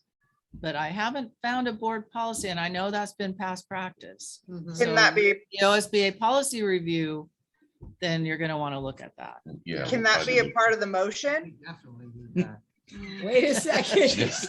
No, I'm not. There you I'm go. just asking. This I'm is just asking my- if somebody this is were just my to move, opinion. that funds to be able to spend, can we state in the motion that we want to make sure that the board has jurisdiction over those funds? Can that be a part of the motion Well, to keep that protected for responsible use, not irresponsible use? well, the board is the only one that has a say anyway. Yeah, Right. Yeah, so that, The budget committee can't do that anyways. So we're just making recommendations tonight, correct? Yes. and Correct. voting to Approve. approve, Approve. approve it so you guys can Correct. adopt it Yes. next month. My opinion, and I'm probably the least fun person when it comes to money. Actually, Ryan might be the least fun person when it I'll comes give you to a run money. for it. I'm not comfortable with any money being moved out of unappropriated funds without a line item attached to usage. Then you do Yeah, have yeah. one more opportunity after tonight. When it goes to the board in June, there will be a budget hearing with public input, and the board can, at that point in time, also make a change. But if we don't move that, Tonight? Do we have to move it or tonight or next is- month, whatever, tonight or Right. next month, if we don't move that, then we can't, in 6, 7 months from now, if somebody comes up and says, hey, we need to close that gap, we need that 400,000, we can't use it. No, I get that point completely. I'm not Okay. arguing that. Yeah. What I'm arguing, and maybe I'm not even arguing, maybe I'm just talking to hear myself at this point, but it's just, I want a line item detailed that says this is what those funds are for. It is not just in capital funding because we Thinking overspent the somewhere same thing. else. Go What's the ahead. time frame on this whole situation? Because we might not need it this year. We may not. So we'll have enough funding for this year to cover these projects, but the shortfall at the end of the True. project, we Right. might need it. What's our Right. debt? What was it, April 2024? Well, we have 3 years to spend 80% of the bond, Okay, and We're we're, It's 23. we're 1 year and so many months in. It's 2023 sometime. Yeah, so, you know, we may not need it by this fiscal year. If I'm a gambling man, I would say it's gonna take longer than this year to complete what we're trying to complete, and by then we'll have a much better idea about where we're at financially. I Yeah. couldn't answer that question for you in terms of But- what is that? but gap when in going? 23? If it's April of 23, then we can't do it, then that's not gonna work. Well, I thought it was further than that. And maybe, I don't know, I'm Well, asking. it was, the bond was passed November of 2020, right? 18 months. Are we 18 months in? Okay, so we're almost halfway I there. don't have my bond stuff with me, but for some reason, April of 2024 is what stuck in my mind. That we had to have, Well, this- the time clock starts when you sell the bonds. And I think they were sold in April of 2021. you know, I Yeah. sent, let me check my email. Well, And so that that'd would, be that would April make, that would be 22, 24 that'd then. be Yeah, 24. that would be sometime in 24. Okay. It was 3 months after it's passed. Yeah, 3 months after it's Okay. passed. Yeah. So Christine, I'm trying to understand. That makes your sense. fear. I mean, just because I. My, Spinning. the spending habits, I know we're fixing a lot of those practices and putting things in place, but I'm really not comfortable with any money right now being moved to anywhere that's not. So are you saying like the Allocated. funds that are Allocated. in capital funds right now can just be spent willy-nilly? No, Because it's not a line No. item? not the unappropriated. But yeah. if you put it in like a So- general maintenance fund, then any, Right. you could use it for Any whatever. maintenance It's not allocated just for the bond or just for, she's wanting specific items that it's used for. I Like, can So Sean- if we say this is gonna be, we want to move this for bond, then I want it to go to the line item, to the cost center, to Okay. that Okay. side of it. Okay. So I have seen Sean, other you're- districts actually come up with a list of what those capital improvement projects will be. So it might be new gutters or a new roof, or Mhm. they I will think waiting actually might be a good have idea. a list. Well, but if we allocate it just for the bond and we don't use it, then we can shift it back and that could be Yeah, all it is used for. that's what I was gonna- too. So yes. it's kind of Yeah. whatever you think the timeline is. If you say it's to, it's. to So fill in the according to Mr. Gallagher, your memo dated 4/12 of 2022 that you presented at the BOC meeting, it says voters approved in November of 2020. Sale of the bond was April of 2021. Thus, April 2024 is the target Okay. date. Yeah, Okay, it is. thank you. Yes, that is correct. Okay. So we do have some time. But I see what you're saying. If you move it over to bond and then next year comes, it's the same budget meeting we have next year, then We we can don't say, need and we it. don't need it, we can be like, hey, let's put this back in unappropriated because we don't need it right now. And that would be, we would be in our last year of scope for the bond and would have a much better Mhm. idea of where our shortfalls are and thus leaving these Mhm. funds fairly protected in the time being. And then that would answer Christine's concern. Well, and that would really be the only thing that the school would need it for, right? Yeah. I mean, we're in good shape besides on stuff. I think so, Yeah. Well, as yeah, far as 'cause we there's a can- big shortfall in bond. I mean, if you Start- take this, Yeah. this list here and you come down in here, Yeah. you know, if we can make up all this, great, and then we have this we can work on. I mean, because Mhm. the windows are really important, Mhm, they are. and so right, that could make up those differences. So, So, looks like we've reviewed all the funds. Well, yes, there's 410, the bond fund. Projecting that will all be spent, and then 420 is the awesome matching grant. Again, projecting that will all be spent because we don't want it unappropriated if you're gonna need it. Nope. Yep. So that's it. That's the budget. Nancy, this was beautiful. Thank you. Thank you. very much. Nice job, Nancy. Yes, I left the summary and all the information. I like the Was picture. super Yeah. helpful. Yes, the picture, yes. And that was not my doing. Anastasia in the business office put that cover together, so I can't take credit for it. So as far as the agenda goes, now we're on our recommendations. yeah. Yep. So we're on recommendations. Besides them moving the money from. Well, Well, that's what I was gonna say. I really think that we should really discuss and get into the recommendations of the 474,000 into the bond. I mean, because we've got a huge shortfall because a lot of balloons were sold during that bond. And I mean, a lot of balloons Well, on got top of the popped. estimates are coming in, well, the one that we've got is coming in a little bit higher. Yeah. Betting that was the one. I'm kind of, that's my fear too. It just, the trend, hope that's been- not, but- I hope not to, but that is the trend. That's the truth. Yeah. So moving the funds maybe to bond.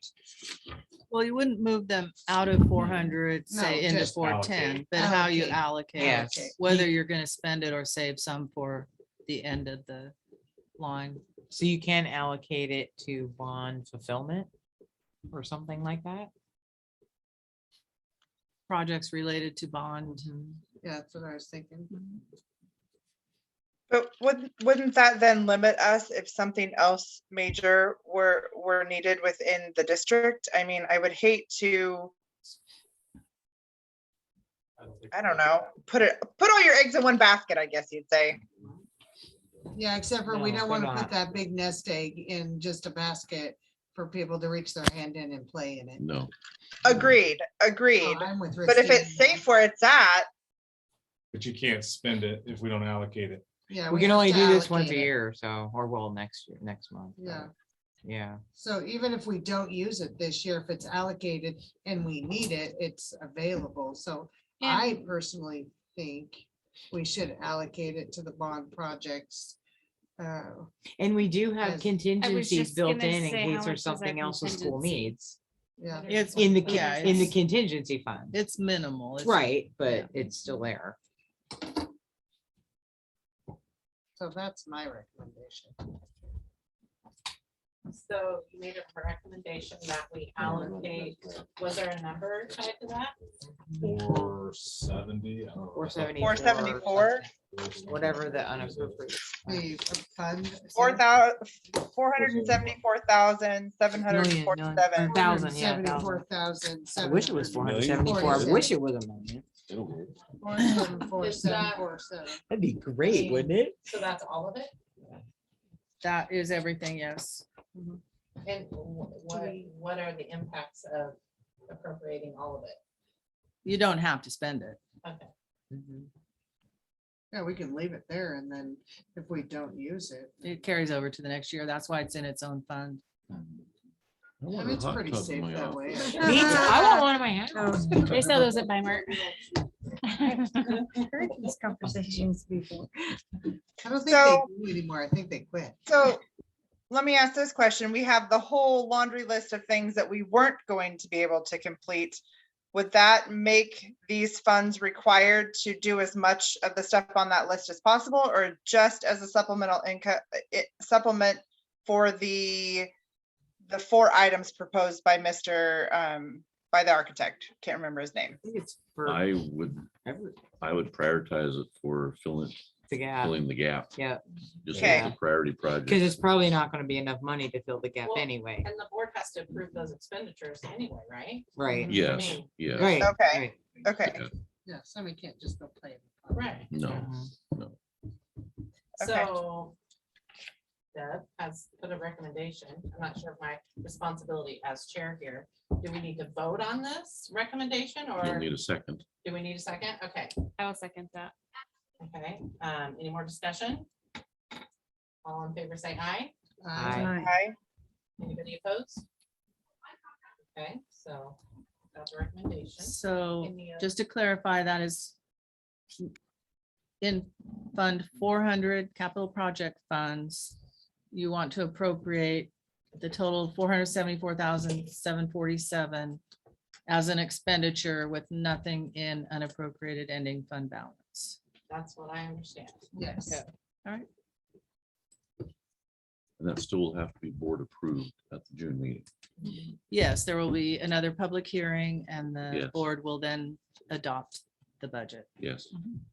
And So we have that to approve the recommendation will budget. be a part of the budget. Yes, so the next phase will be, everything will move over to the approved column after the budget committee approves it. That will then go to the board. They can still make changes to it at that point, and then it will move over to the adopted column.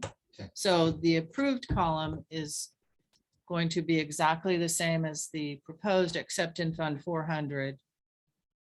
We're gonna And that's allocate. all gonna Right. be allocated to be spent. Okay. Perfect. I get it. Are there any other recommendations?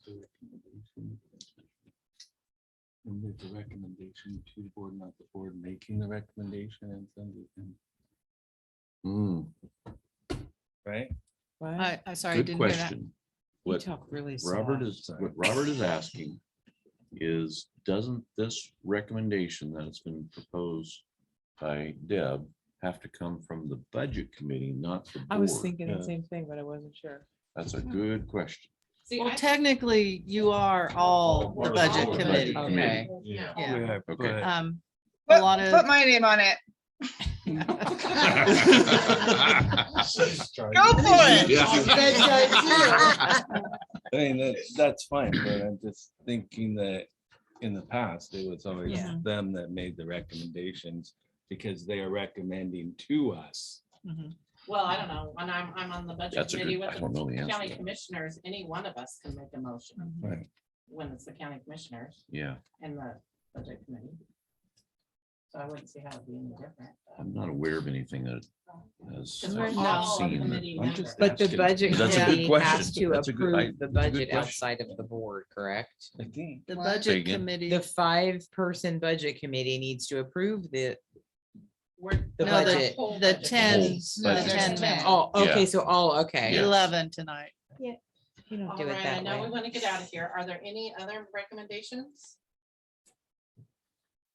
Okay, so now we're open to public comments. Has anybody filled out a blue card?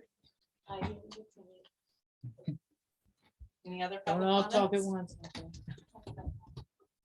Carol turned into. All right, so now I think we're open to a motion to approve. And that is the final piece of that packet that was left Yep. by Shirley.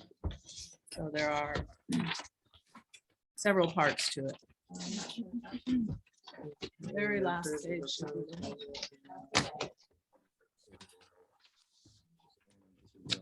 It's right here. Yep. This one right here. Back to this packet. Okay, hold on. Oh, wait. Here's in the next. folder? Here's one. Yeah, you- She handed it it to was us separate. tonight. There you go. You got it. Got it. Motion to approve this one. Now everybody else has one, right? So we'd be open to a motion.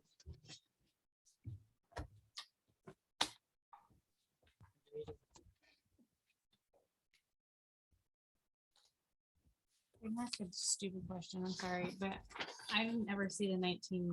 I was looking at Million that too. anywhere. I'm not understanding That's the that. total of all funds.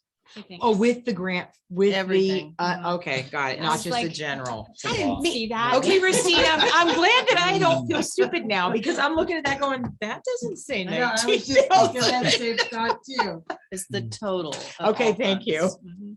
We've got a printing press right back I don't know. here. We'll be Yeah, we can okay. take it up to the. Okay, that cafe. makes me feel better. Okay, okay. Okay, so can I make a motion as a budget committee member? So I'll make a motion to move that the budget committee of Alcee School District 7J approve the proposed budget for 2022-2023 fiscal year in the amount of $19,519,178.60. Is there a second? One second. All in favor, say aye. Aye. Aye. Anybody opposed? Motion carries. We'll be open to a motion to impose and categorize ad valorem taxes, whatever that is. Latin. What is it? How do you say that? Ad valorem Ad taxes.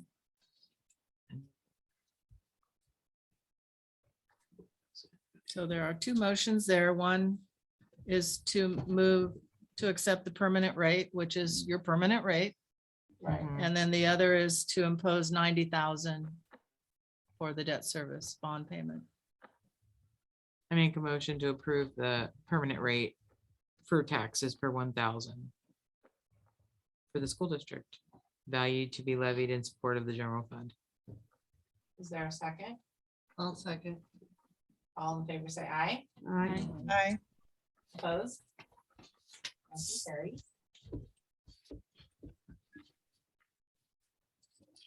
And one more. So my brain is really tired right now, so the 90,000 for debt services is for what? Forget. Bond The bond, payments. okay.